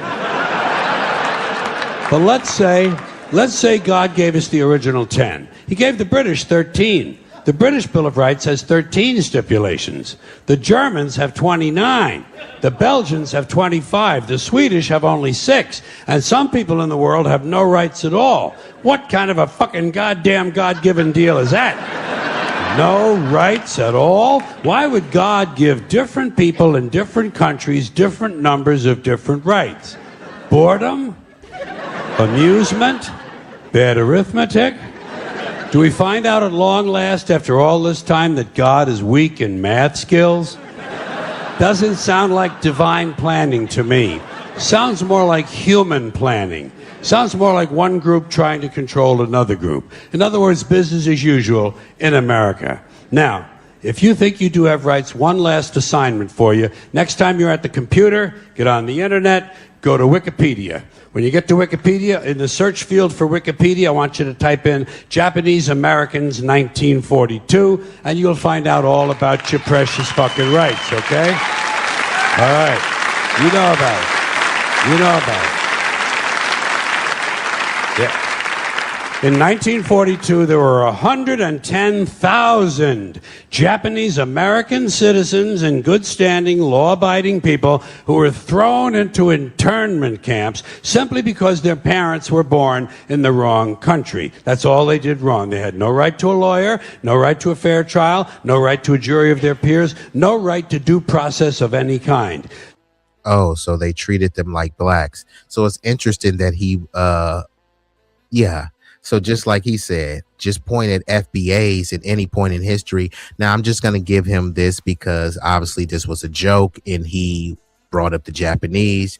He did make a little quick joke and say, oh, God forgot about slavery. And he talked about the Japanese interned, but the Japanese were interned and then they were compensated. They were paid reparations for this. We weren't paid reparations. Everything that the Japanese people went through, we went through worse. The Japanese internment was for about 3 years, which was grotesque and it shouldn't have happened. 3 years versus 300 plus years of the same treatment. So that's what they always do. Never forget the Holocaust. How long was that? About 10 or 12 years. But then they want you to forget over 400 plus years. Never forget 3 years of the Japanese internment, but forget 300 plus years of slavery, Jim Crow, black codes, etc. Stop complaining. Stop begging. You know what I mean? But no one told the Japanese people to stop begging Ronald Reagan to get those reparations, because they did have advocacy groups advocating for it, saying you guys treated us like crap, scum of the earth. And then both parties bipartisan were saying, yeah, you know what, we owe the Japs something, but we ain't giving them niggas nothing. We treated them niggas way worse than the Japanese people, but they wanted to take the moral high ground. Not only that, they, U.S. was being the world's police and wagging his finger, telling other countries about authoritarianism and dictatorship. And places like China was saying, like, how could y'all talk about us? Look how y'all treating the blacks over there. So that's why they adopted the whole model minority myth and say, look, this minority is doing well. That minority is doing well. Everyone seems to be doing except the blacks. See, it's just their culture. That's how those niggers are. Like, so that was the whole narrative, what it was.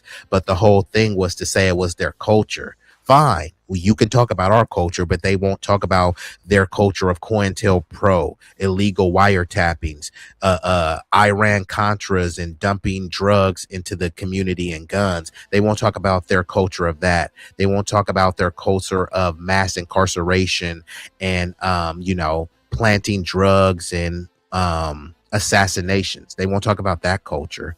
But they want you to say, well, you have a culture of welfare. Well, welfare was created for your women, for white women. So whose culture really is that?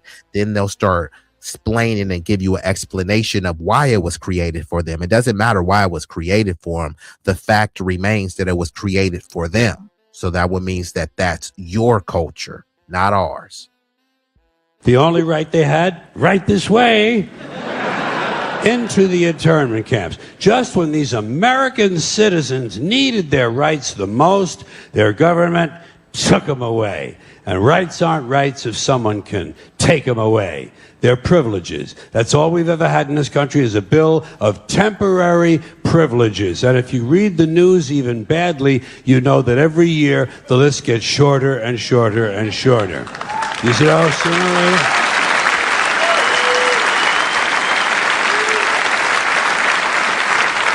Yeah. Sooner or later, the people in this country are going to realize the government does not give a fuck about them. Government doesn't care about you or your children. Well, look up Tom Hartman. He's not the only one who talked about it, but he did a segment where he said the reason why we don't have universal health care is because they didn't want the black people to have it. That's what it is. So when people say, you shoot off your nose to spite your face, that's kind of one of these things where if they gave health care to everyone, that would mean black people would get it and they would have better health outcomes. Instead, it was like, nah, let those niggas die off. So instead, none of us will have health care, right? But then we send billions and billions over to places like Israel that gives their citizens free health care. So while we're against universal health care for all citizens here, mainly because the blacks will get it and that will improve their health outcomes. No, let's not have it. Let's let the big pharma run amok like the mafioso, and then we'll send billions over to Israel so they can increase their health outcomes and have free college over there and free health care. But no one is calling Israel a socialist utopia, right? They just have universal health care. People are not calling Canada universal health care. So then they start trying to distract you and say, yeah, but what about the wait times? You have wait times now. And then when you leave, you're about 30,000 in debt. So what would you rather prefer?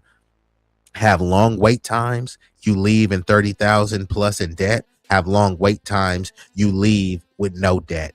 I mean, it's really not that hard to figure out. They try to always talk about fiscal responsibility, and then we waste so much money and say, oh, don't look at all the money we're wasting. Did ICE need all of these new fancy armored trucks with specialized, insignia on it? No, they didn't need that, right? So there's all sorts of money that we could be saving. Where's all that money that Doge saved? What's the point of saving money if it's not going to be reinvested back into the citizens? So yes, we could have universal health care, but, that would help the niggas. So, unfortunately, many people in the dominant society didn't want that.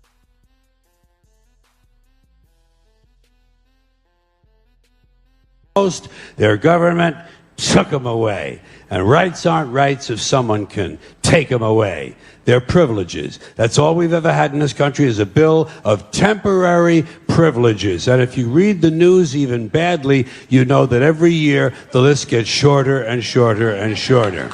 You see how sooner or later?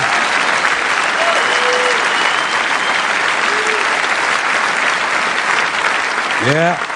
Sooner or later, the people in this country are going to realize the government does not give a fuck about them. Government doesn't care about you or your children or your rights or your welfare or your safety. It simply doesn't give a fuck about you. It's interested in its own power. That's the only thing, keeping it and expanding it wherever possible. Personally, when it comes to rights, I think one of two things is true. I think either we have unlimited rights or we have no rights at all. Personally, I lean toward unlimited rights. I feel, for instance, I have the right to do anything I please. But if I do something you don't like, I think you have the right to kill me. So where are you going to find a fairer fucking deal than that? So the next time some asshole says, gee, I have a right to my opinion, you say, oh yeah, well I have a right to my opinion, and my opinion is you have no right to your opinion. Then shoot the fuck and walk away. Thank you.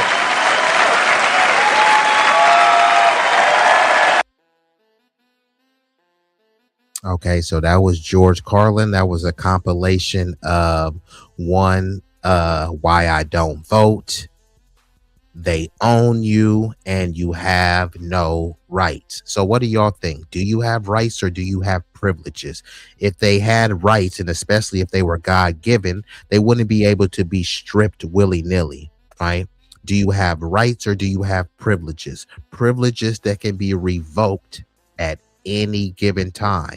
I would lean towards privileges under the guise that they are rights. I think we should have rights. I think there should be clear and coherent human rights, but there's the saying, might makes right. Might makes rights. So whoever has the superior firepower, that's pretty much who's in charge and making the rights. Otherwise, what are you going to do about it, right?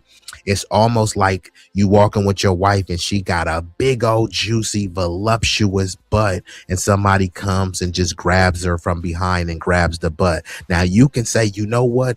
Get your hands off my white. I'm about to beat the dog snot out of you. And then somebody pulls out an AK-47 that holds about 50 rounds. And I say, hey, what you say? What you say, partner? Oh, okay, my bad, bro. Might makes right.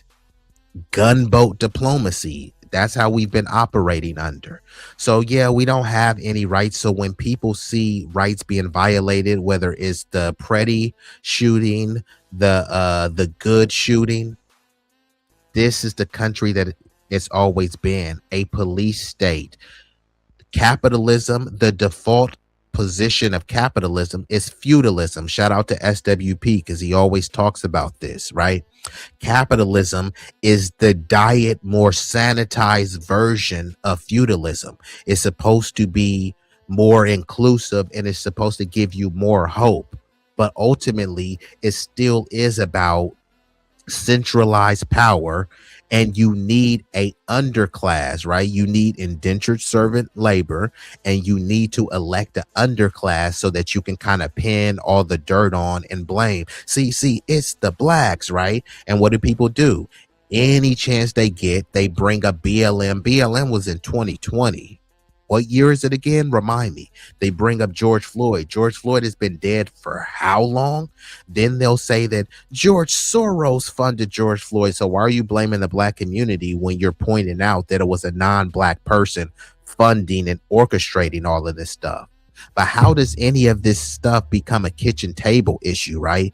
They're blaming black people in Chicago, Oakland, and St. Louis. You guys are low IQ and you guys are dumb. Okay, so why aren't you blaming the smart people who are in charge? You're saying that we're poor and broke and are unorganized. So why aren't you talking to the people that are operating like well-oiled machines, who aren't broke, who are highly sophisticated and organized? BlackRock, J Street, Northrop Grumman, both the Raytheon, Boeing, Chamber of Commerce, Comcast, Google. You can go on. These people are not dumb, low IQ, unsophisticated, unorganized, unprepared. So instead, it's extremely cowardly. It's almost like a bully. You see another bully, but you're scared of that bully. So you go pick on, the pipsqueak, the person who's harmless and helpless. And you think somehow that makes you a bigger, more complete person by picking on someone. That's why they say pick on someone your own size. They don't say go pick on someone that's beneath your size. That's cowardly. But let's get back into this stream. So I'm gonna react to a video from none other than Tim Black. He's discussing a little bit more of the shootings, between ICE and Border Patrol and all of the mayhem that's ensuing because of that. So let's get into it. Done. That's 2 white people in a couple of weeks. They're used to that being black people that are shot down by cops. They may not know how to take this. All this equality going on. Well, you know, the right's been complaining that black people get preferential treatment. Yeah, and shout out to TBA. If we can't all be equally comfortable, then we'll all be equally uncomfortable. And I would be remiss. I had to give a shout out to the Florida family, sunlight from the Sunshine State, shining brighter than a diamond, and the hardest working mod in all of YouTube, Vibrant Law, in the building. And yeah, so if we're gonna all be equally uncomfortable, that means that more of these type of fatal shootings are gonna happen to more non-black people. I don't want anyone being gunned down in the streets by law enforcement officers, by civilians, or anything, right? But you know, violence begets violence, right? If we're living in a very violent country, which it is, then no one should be surprised by any of these ongoings. Equality going on.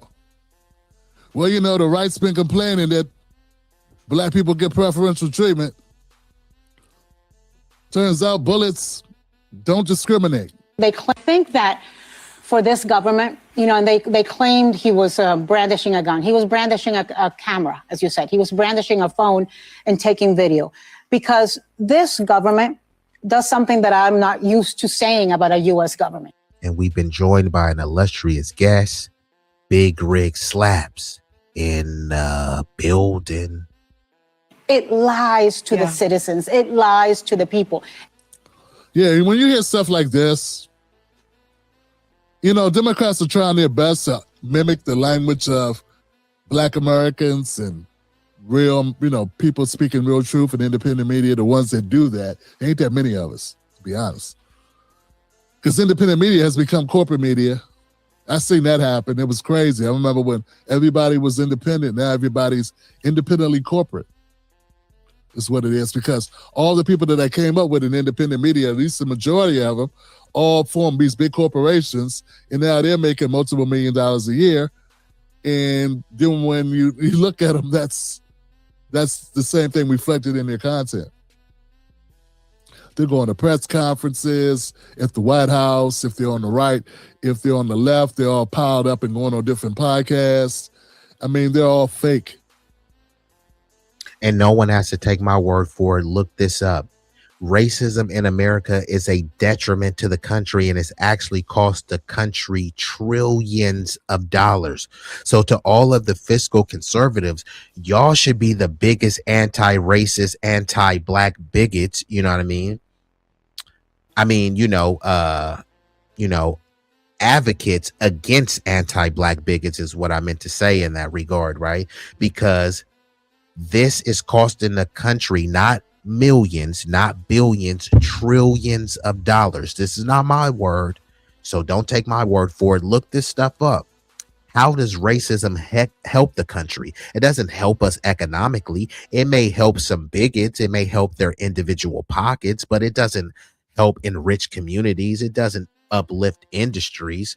So if it's not uplifting and enriching communities, it's a detriment. That's what we need. We don't need more stagnation. But racism, it's not progressing the country forward. It's a harmful thing. It's a detriment and a bane to society. So anyone continuously perpetuating that, you know that they don't care about conservatism. You know that they don't care about fiscal responsibility, and you know they don't care about humanity, and they definitely don't care about Christianity. Or maybe they do. Maybe they care about Christianity just like the slave owners did. But then you look at something like Anna Navarro, you listen to her talk, and it's like, she just realized the government lies to us. I mean, fam, Democrats are still as phony as they've ever been. And I know she's not technically a Democrat, but like Bernie Sanders, she caucuses with him, she rocks with him, she might as well be. Just say that Anna Navarro is a Republican. I don't know, man. That's like OJ said, he ain't black, he's OJ. You know what I'm saying? It is what it is.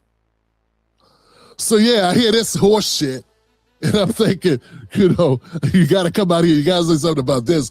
I mean, this woman with a straight face is supposed to be hyperventilating over the murder of this nurse, this ICU nurse with no criminal history at all, who was just at a protest trying to help a woman and never even pulled his gun or touched it.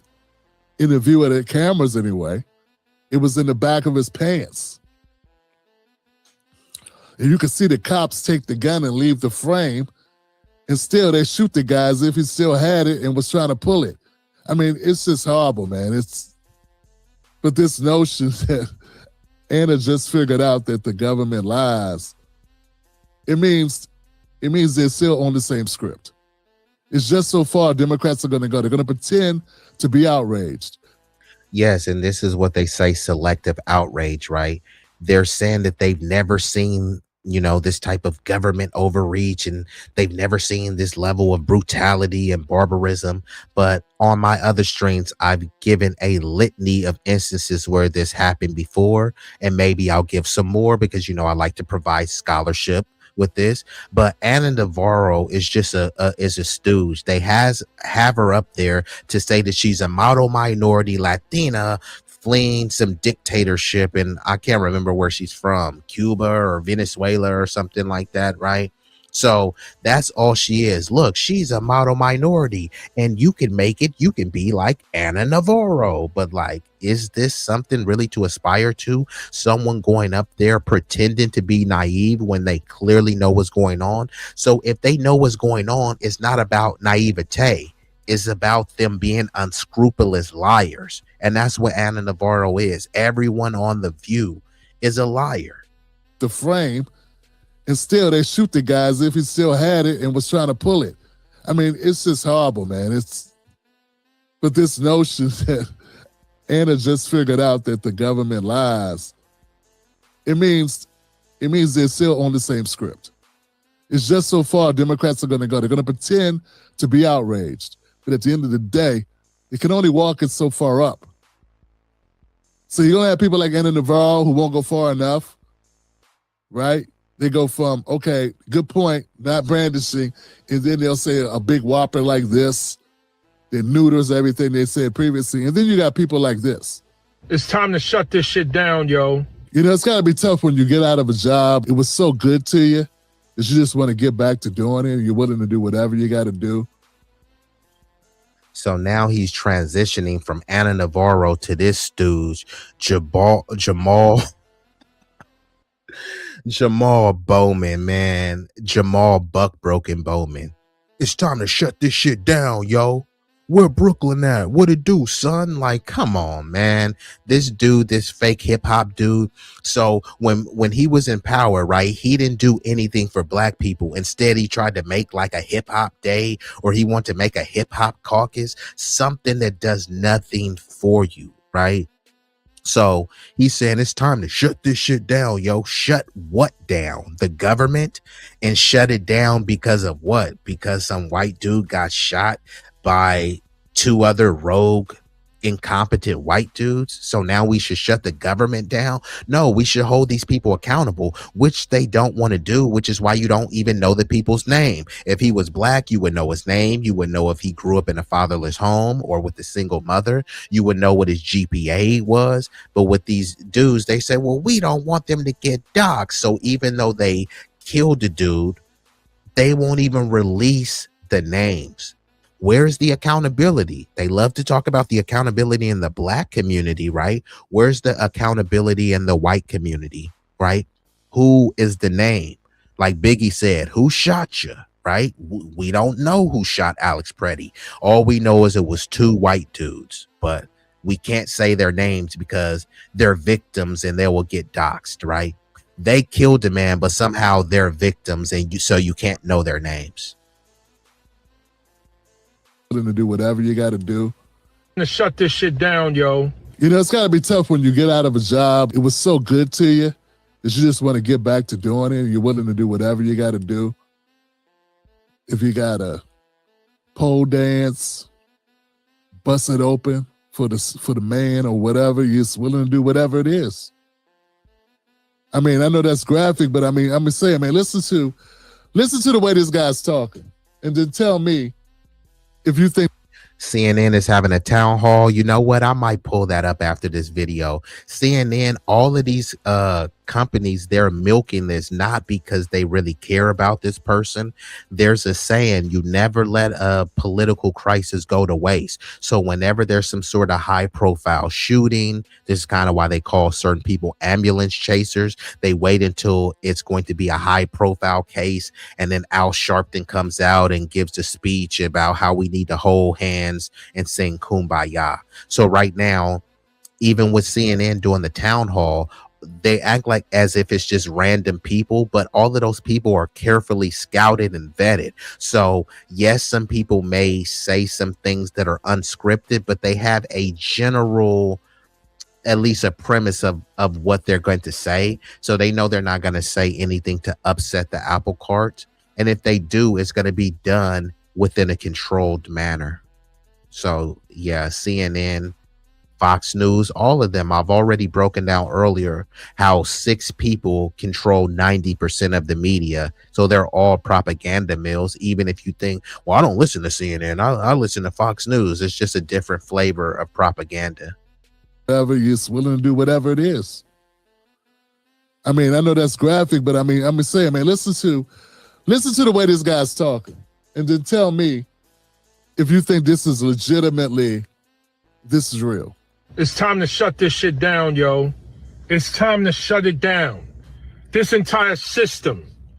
First, Renee. What the fuck does that even mean?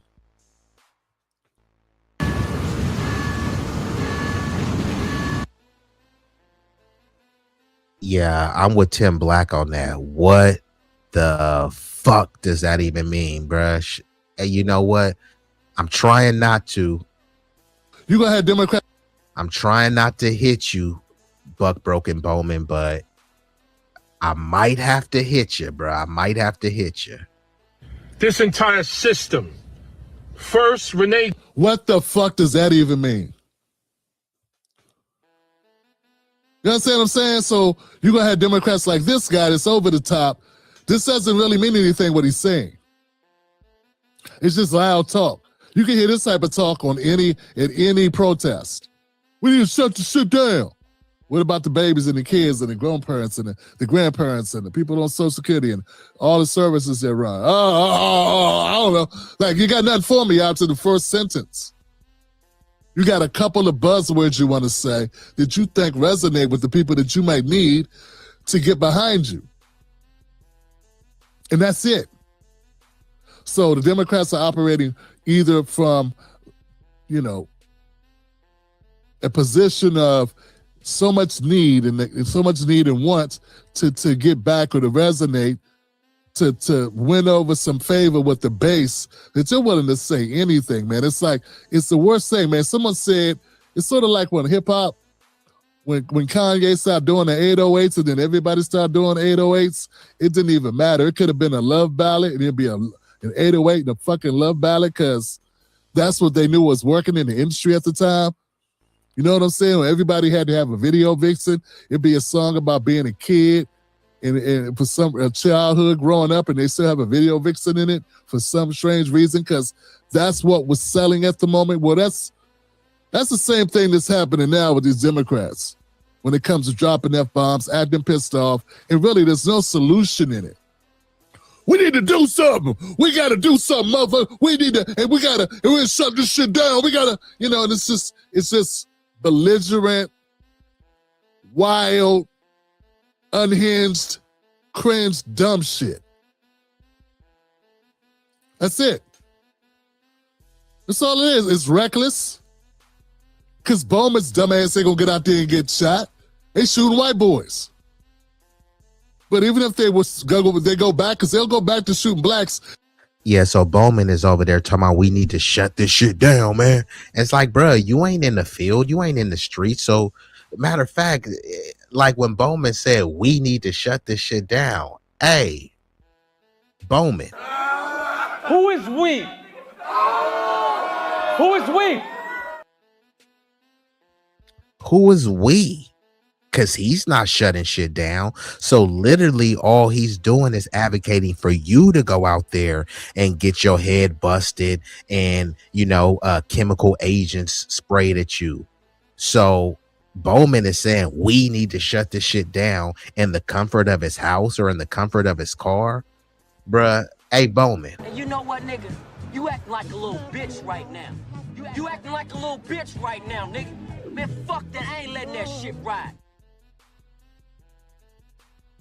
It ain't gonna be Bowman. He ain't gonna take his ass out there. Let's go see him go jump in front of some shit. Won't he go break up some fights? He can get he got somebody somewhere. Going down Minneapolis to go get in a line of fire, Bowman. See what I'm saying? It's corny. See, hear this guy talking. We'll let him go a little further and embarrass himself. Good now, Alex Preddy. Rest in peace to both of them.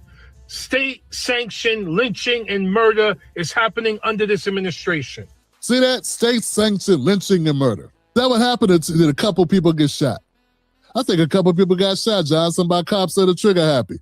Like I said, I can name you all these instances of the same thing happening. It just was not covered as if it was the end of days. Until when? Until Democrats could use it to their advantage. That's when they started covering it. And that's what's happening right now. It's being used to their advantage.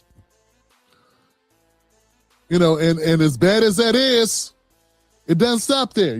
He's not the only person who got the memo, want to be effective, want to make a dent, want to get in the office, want to stay in the office, go over the top, be a moron. Incite stupidity, call for unreasonable whatevers, call for extreme change. We need radical change. To what?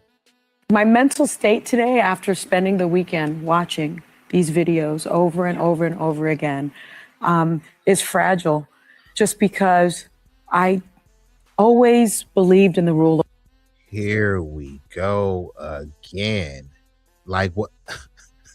My goodness. So because she's in the comfort of her home watching some people get fatally shot, oh my God, my mental state is fragile. This has been happening countless times over and over and over.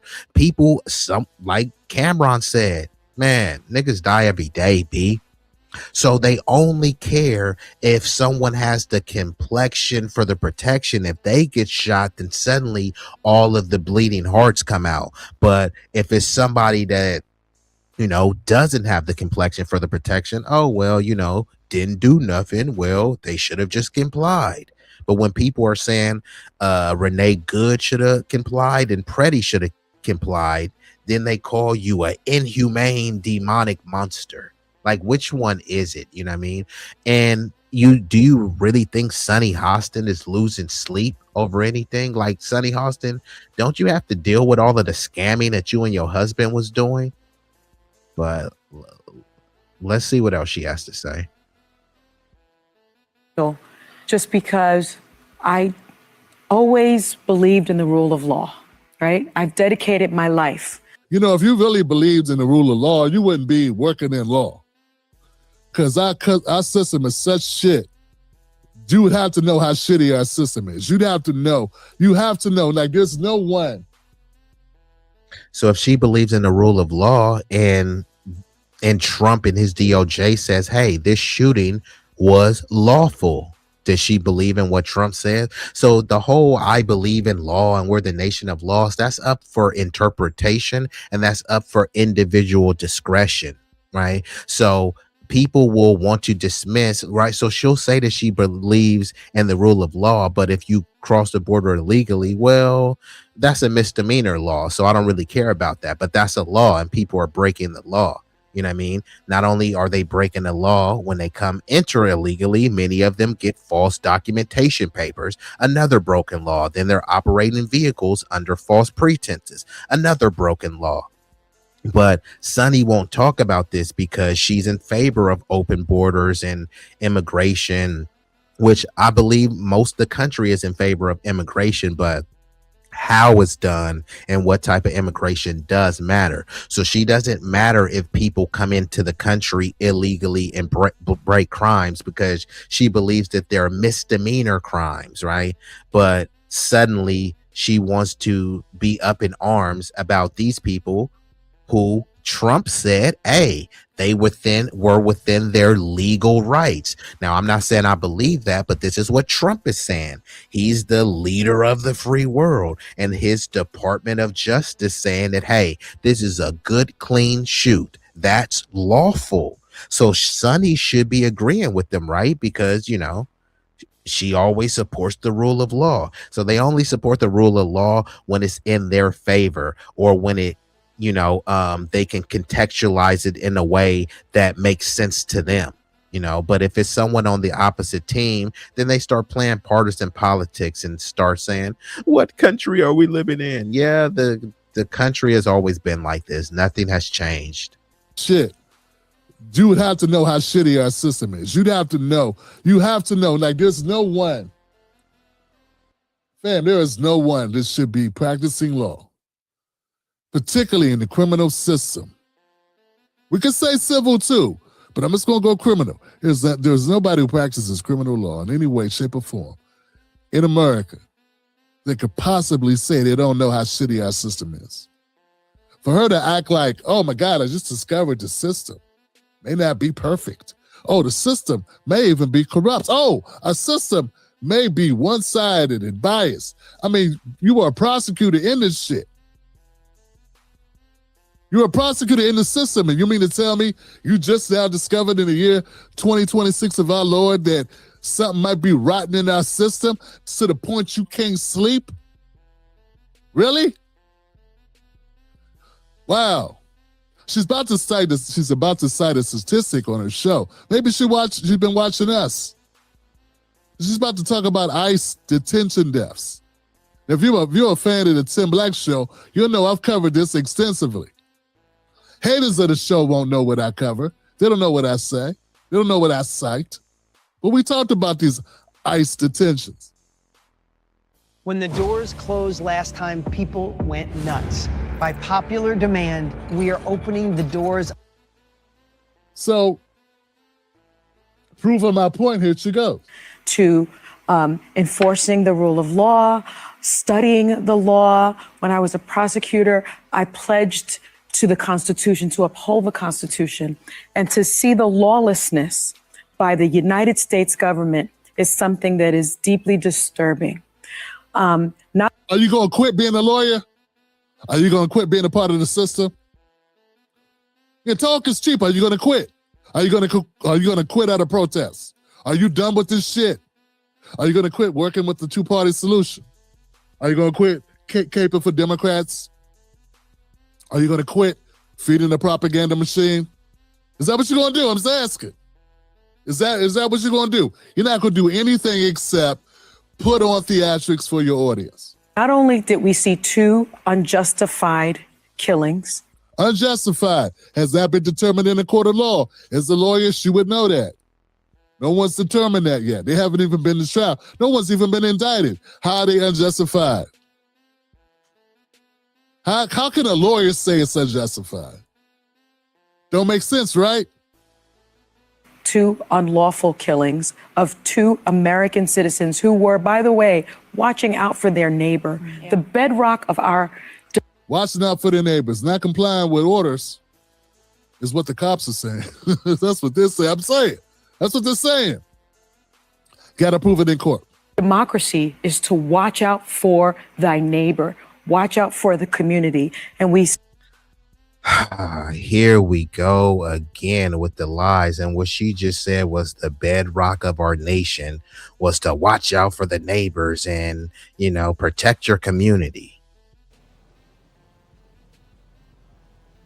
Right. No, the bedrock of this nation was creating neighborhoods like NIMBYs, not in my backyards, and Jewish brother Levittowns who introduced redlining, right?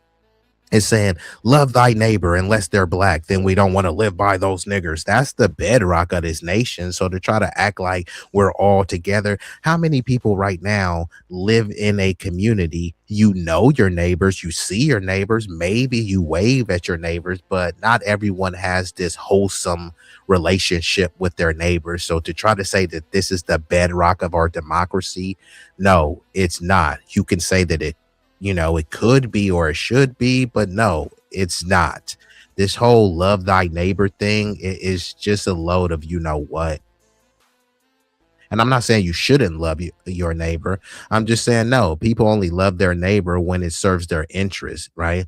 People want to live in these ethnic enclaves where their neighbors only look like them. And if they don't look like them, then, they may need to firebomb them or find a way to, ethnically cleanse or gentrify them out of the area. That doesn't sound like loving thy neighbor or democratic.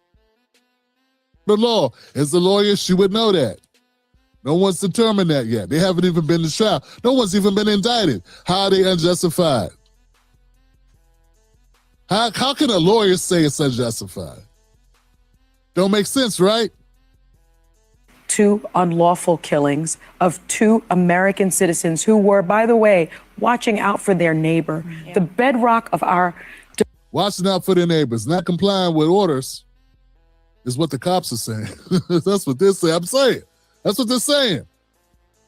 Got to prove it in court.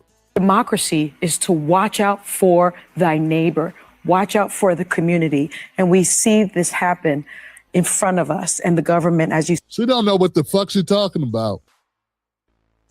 That's not what people are put here to do. They're put here to, pursue happiness. Peace and happiness, the American dream and shit. No one's put here to be... Yeah, that is fair. I mean, were you put here to look out for your neighbor? Now, I am going to look out for my neighbor because, salute to your neighbors, right? But not everyone gets along with their neighbor or knows their neighbor. So, no, you weren't put here to be looking out for your neighbor, right? You know what I mean? See, a lot of these like Bible thumpers, they try to like make it up as they go. And they hide behind the Bible and says, well, the Bible says this. Okay, cite the verse and chapter and let me interpret that, because most of the times they try to project what they believe the scripture says onto you, but this whole love thy neighbor thing is a crock. Front of us, and the government, as you... She don't know what the fuck she's talking about. That's not what people are put here to do. They're put here to, pursue happiness. Peace and happiness, the American dream and shit. No one's put here to be... And like I said, go ahead. Don't take my word for it. Look it up. MWP looked it up. American racism cost the U.S. economy at least 16 trillion a year. At least. Once they say at least, that means that it's significantly more than 16 trillion. But I think 16 trillion is enough. So for all of the MAGA maniacs and the fiscal conservatives, right, your bigotry is costing the country dearly. Part-time cop, part-time filmer, or videographer, or whatever the hell Renee Good was doing. No one's put here to do that. And the breakup shit between police and individuals, I mean, it's not like the cops were batoning down that white woman. All they did was push her out the way. She slipped and fell in the snow. They weren't going upside her head with billy clubs and beating her like a baby seal. He really didn't have to do it. I didn't say he had to do it. I didn't say it was a life and death situation. He was saving someone's life. No, he got involved because he wanted to, and that woman's fine. She would have been fine, or maybe not, because one white woman did die, and we know all things stop. Everything's got to come to a fucking end because the white woman got shot. So now, here come the white men running out. Got to do something now. Right? Because that can't be happening in America. This can't happen even if she is a lesbian. We got to get out here. It's unnecessary. It was senseless. All this shit is senseless. But Sonny here is acting like what took place wasn't avoidable on both sides. It was avoidable. All I'm saying is ICE, badly trained, bad execution, got to be a better way to do it. We need a new agency. We need to get rid of this shit. The PR is horrible. The PR is horrible. America first shouldn't mean you shoot Americans first. That's not what that should mean. I got a question. What's in the brochure, Johnson? This ain't working. Hold on, she gets to my favorite part. Let her get to my favorite part. He said Anna lying to us. But there are also killings that ICE is committing that we don't get to see. 32 people in 2025 were killed during or died in ICE detention. I like to use Texas as a benchmark for how many American citizens die in U.S. prisons and penitentiaries every year. And I just used one state to make my point because Jasmine Crockett kept citing all the ICE people that died and how it was a travesty and how it was setting a record. And then I pointed out in 2025, 180 Texans died in Texas prison. I never heard Jasmine Crockett talk about it, or Sonny Hostin talk about it, or Whoopi talk about it. So for the All Lives Matter people, right? And the All Lives Matter liberals and Democrats, they never talk about, well, they haven't been talking about the prison system, right? The ICE detention centers is, like a Sheraton compared to the conditions that many people are living in as prisoners. And I get it. People are like, well, they're criminals, so that's not the same.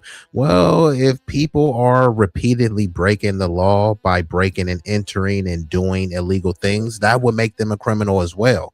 You can say that they're a petty criminal, but there's a bunch of petty criminals that are locked up. Many people, if they get locked up and they can't afford bail, they have to stay in there. Doesn't mean that they're a violent criminal. It just means that they can't afford bail. So then they're being mistreated, and some of them actually get more time because you become a product of your environment, right? If there's a bunch of hooligans in there fighting, right, you may have to fight to protect yourself, to save yourself. And then once you fight, they say gang enhancement, or, they slap more time onto it because, you're not rehabilitating yourself, even though they set up the environment to be, like a free-for-all war zone, but the Democrats are not pushing for better conditions collectively. They're not pushing for better conditions in prisons. I think it was last year in New York, which is blue city, super duper blue city, right? There, the correctional officers had beat a black dude to death, and the Democrats barely said anything about it. So yes, all they're doing is pushing this ICE thing, not because they care about immigrants. They care about their future constituency, and they don't want this political crisis to go to waste. But all lives matter, right? So that should mean the lives of these prisoners. Many of these black prisoners, they're being, some of them are turning up dead under suspicious circumstances, and then they'll have their organs removed when they didn't even ask to be an organ donor. So there is a allegedly rumored, reported organ harvesting ring going on as well. This is not me just making this up out the void. Y'all can look this up. There have been many instances where prisoners have been, people come to visit their family members and they say, oh, this person died 2 months ago. All right, what? Why didn't y'all tell me? Oh, well, my bad. All right, fine. Let me see my son or my family member who died 2 months ago. Then they present the body and they say, oops, my bad, we don't know where the body is. Or they present the body, like I said, with vital organs missing. Who authorized that? And who did they sell those organs to? Right? And instead of answering those questions, people keep bringing up BLM and George Floyd. That has nothing to do with what I just said, but it's a healthy distraction so that you don't have to face the reality of systemic racism, oppression, and dub supremacy. Nobody on The View talked about the nearly 200 American citizens that died in Texas by itself.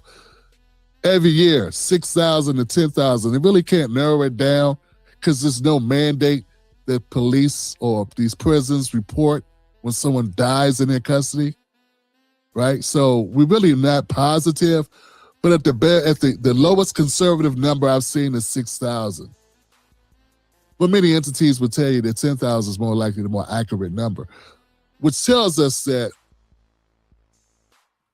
the ratio of ICE detentions to American citizens dying in custody is 188 to 1, meaning for every 188 American citizens that die in penitentiaries or prisons around the country, one ICE detention person dies. And that does that have to be a homicide. It could be a slip and fall. It could be a medical emergency. It could be an overdose. It could be anything, okay?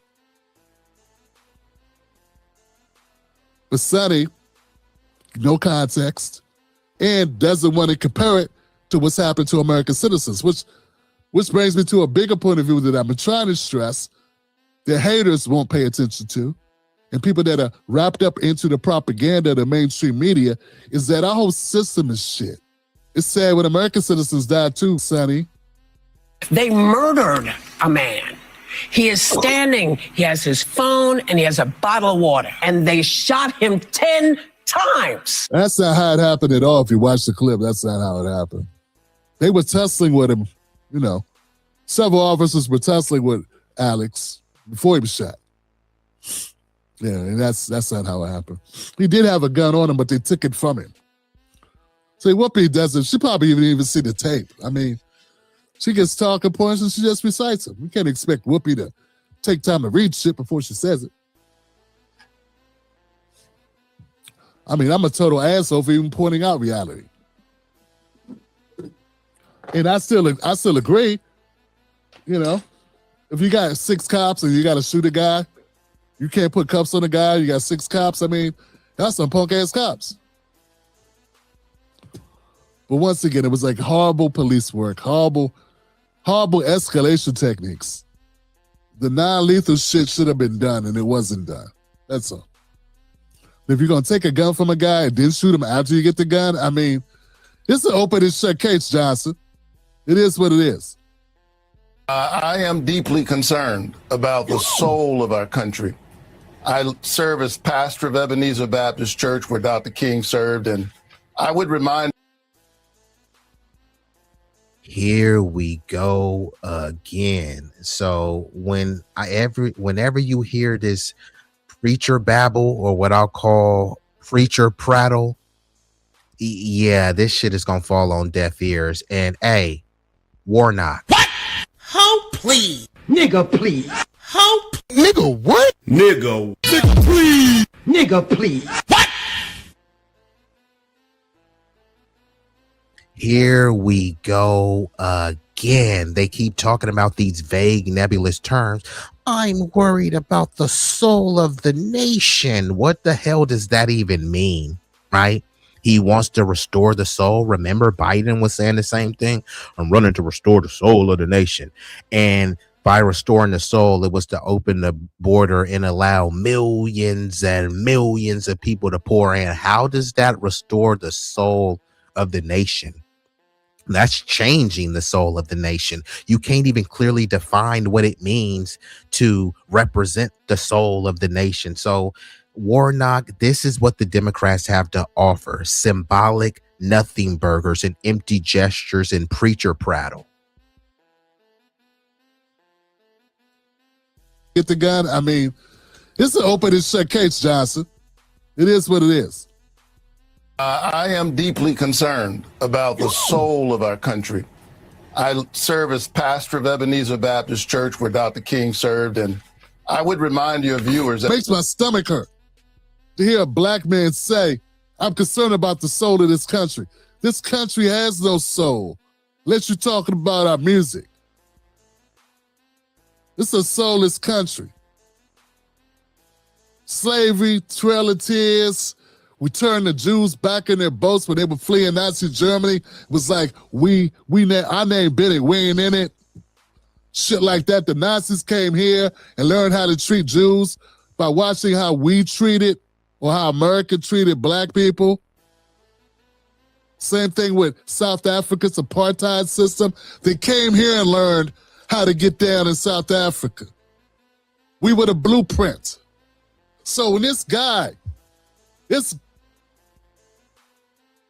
So you want to change your life? Create a habit that represents what you want. When this alpha-looking motherfucker tries to pretend that what he's seeing now is so appalling, it just makes me say, damn, I wish he never made it into the Senate.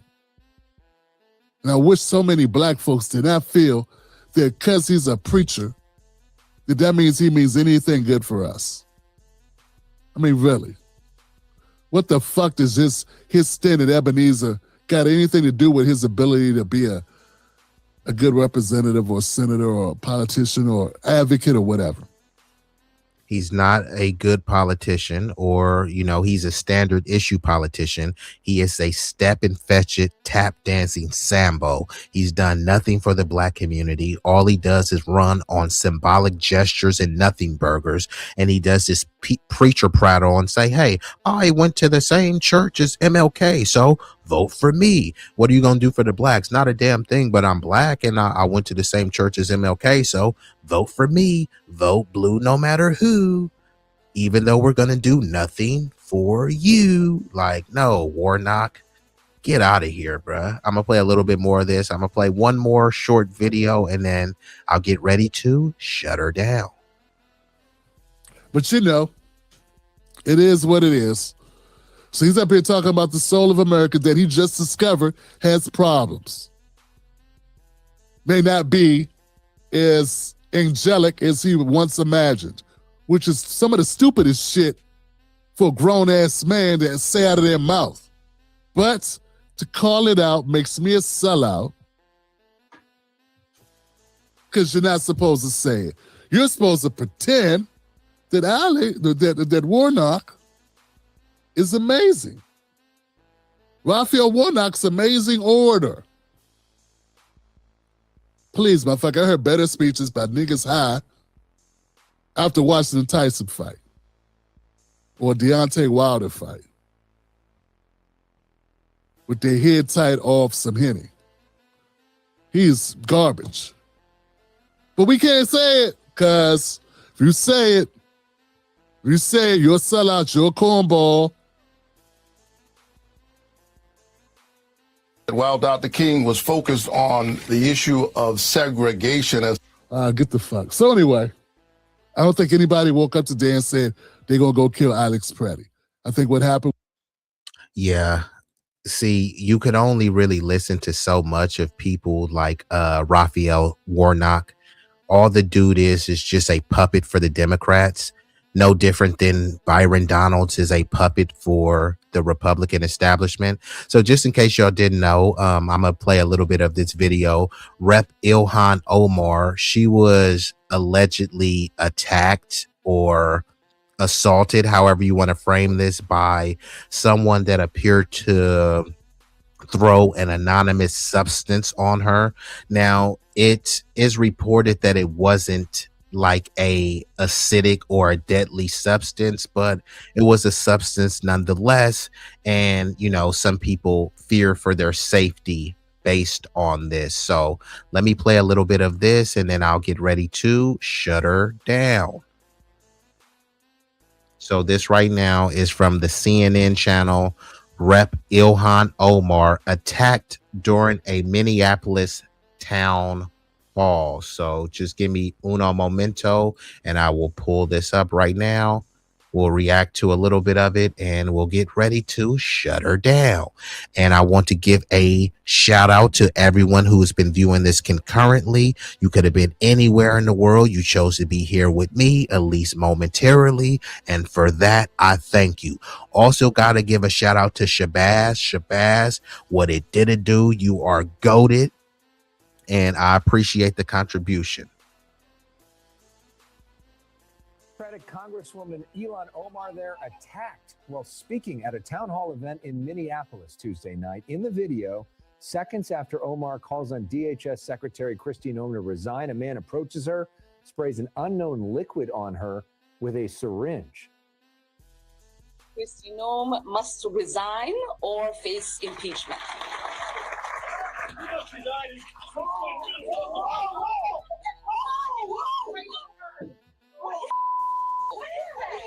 I don't know. CNN's Sarah Seidner was at that. I know some people was like, oh, look at Ilhan. You go, girl. Get him, queen. Yes, queen. It's like, so I get it. You know, it did appear like she was standing up for herself, but it looked like she had a lot of backup. It's almost like some people that act like they want to fight, but they know that the principle is there. So if you swing or if you say, what's up, man?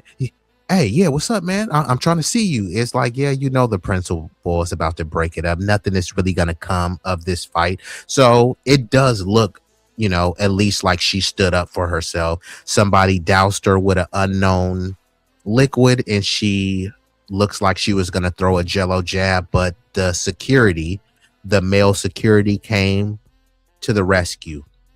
Let's rewind that back and then see what they have to say on the commentary. Uh-oh. Ilhan, was she gonna punch him? Where was her zaddy at? But thank goodness for the you know, the security there.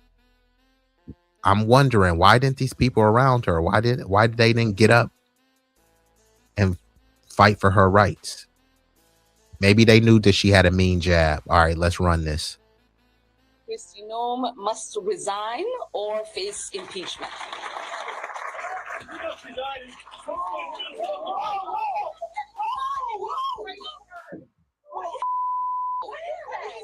I don't know.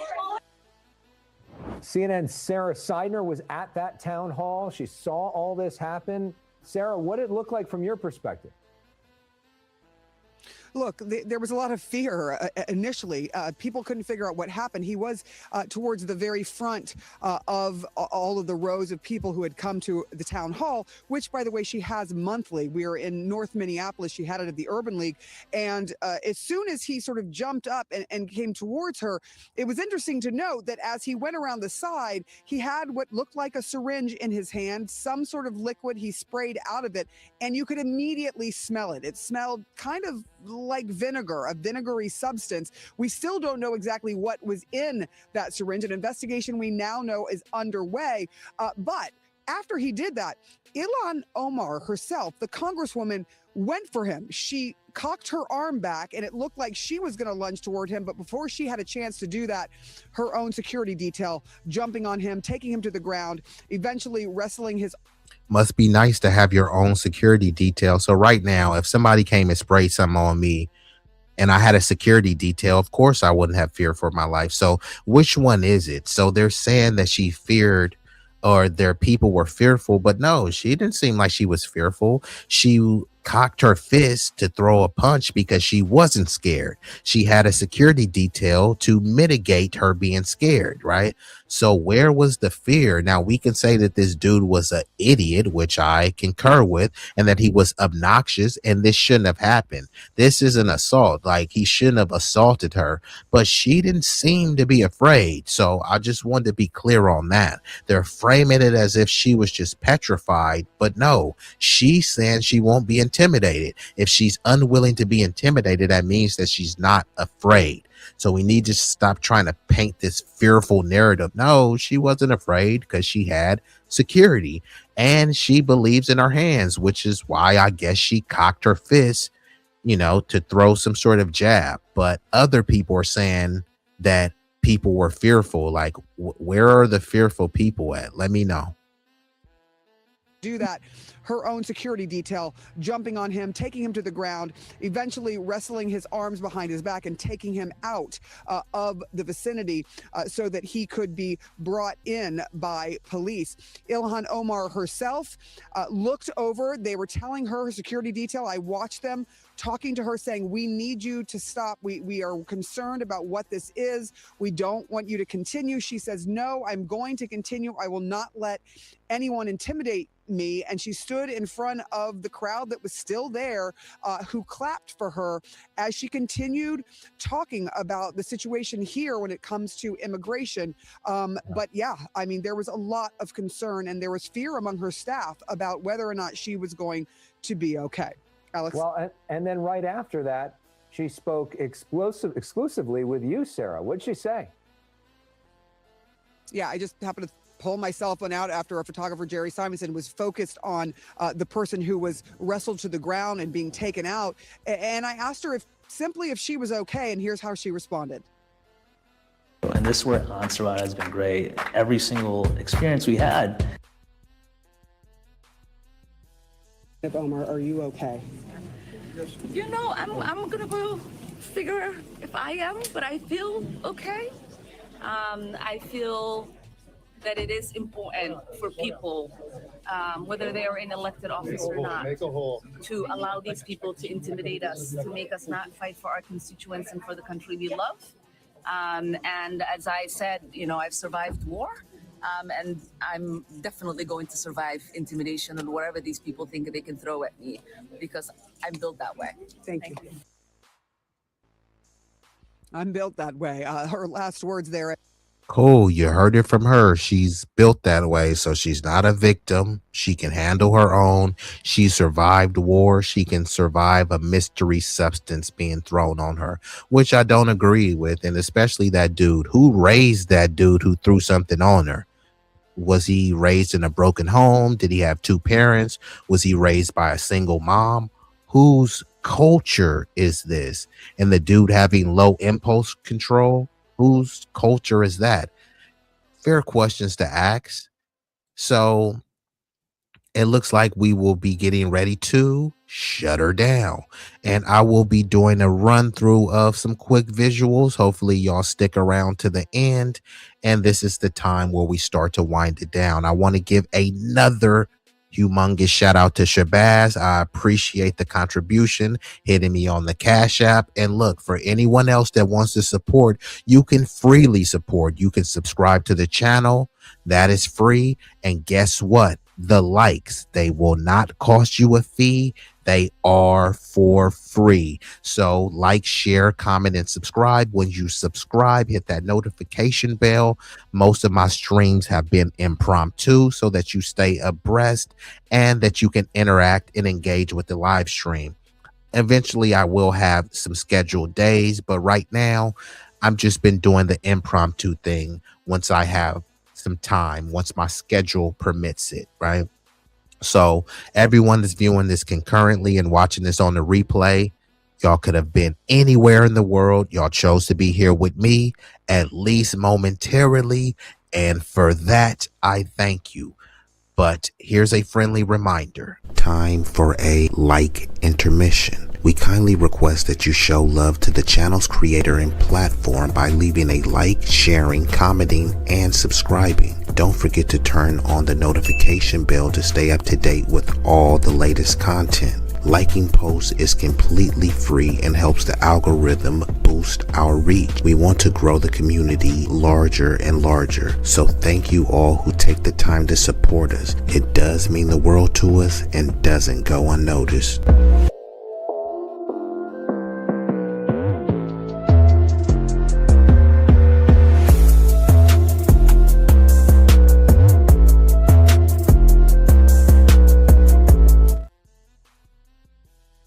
Now, if you want to make a financial contribution, there's no obligation, but if you're feeling generous, Don't you think it's about time you gave me my money? Where my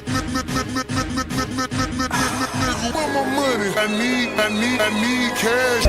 Please send that money. Please send that money. Please send that money. Where my money? I need cash. Where my money? I need cash. Where my money? now before we shut this thing down, you know, I'm gonna hit you. Yeah. Hey.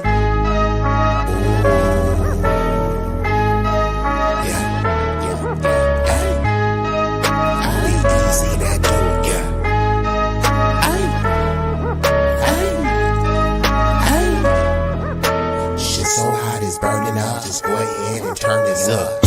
I bring the pain like an aftermath of a car wreck. There's a lot of niggas that say they real. To me, that shit is far-fetched. Them cats is pussy. They really is on some feminine stuff. If I ride up on them with the 40 ounces, it's a definition of adrenaline rush. What it do is sweet like cinnamon puffer. My niggas is rough like Willow Pass. Grew up out on Mary Mac, but I used to hang on Willow Pass. These birds that I roll with, outcasts and misfits. Better zip lips when you get hit. When the fifth spit, flat line in your pit. Trap habits is black magic, no voodoo. Get the bands like Buku for the cocaine and go cuckoo. Most these niggas is foo-foo, so I'm shitting on them like doo-doo. I can't fuck with y'all like tofu. I'm just saying, man, like Goku. Bad bitches at the house with me watching Netflix on Roku. Fuck them both at the same time, and I swear to God it was so cool. Street legend, real boss. I call shots cause I'm still saucy. I know some G's to the bike crack on shite racking and fly back out the mill. When they hear me flow, they say I be burning up, burning up. Cookies to the draw is what we burning up, burning up. What you ain't know, oh, we burning up, burning up. This shit so high, it's burning up. Just go ahead and turn this up. When you hear me flow, say I be burning up, burning up. Cookies to the draw is what we burning up, burning up. What you ain't know, oh, we burning up, burning up. This shit so high, it's burning up. Just go ahead and turn this up.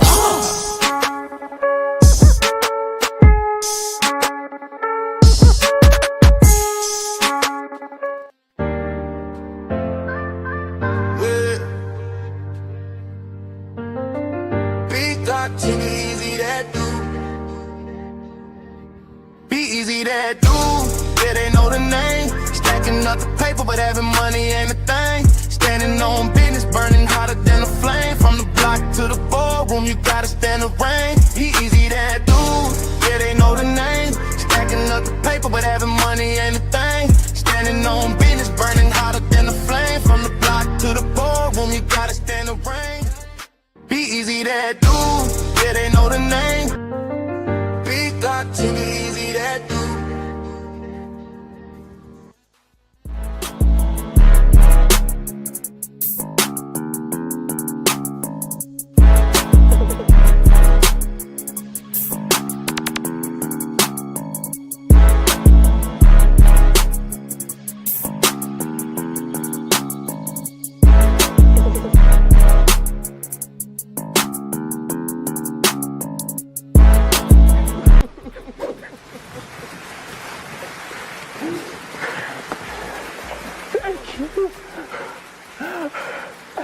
You love me.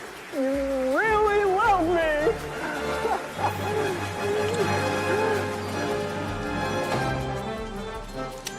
You're not going anywhere.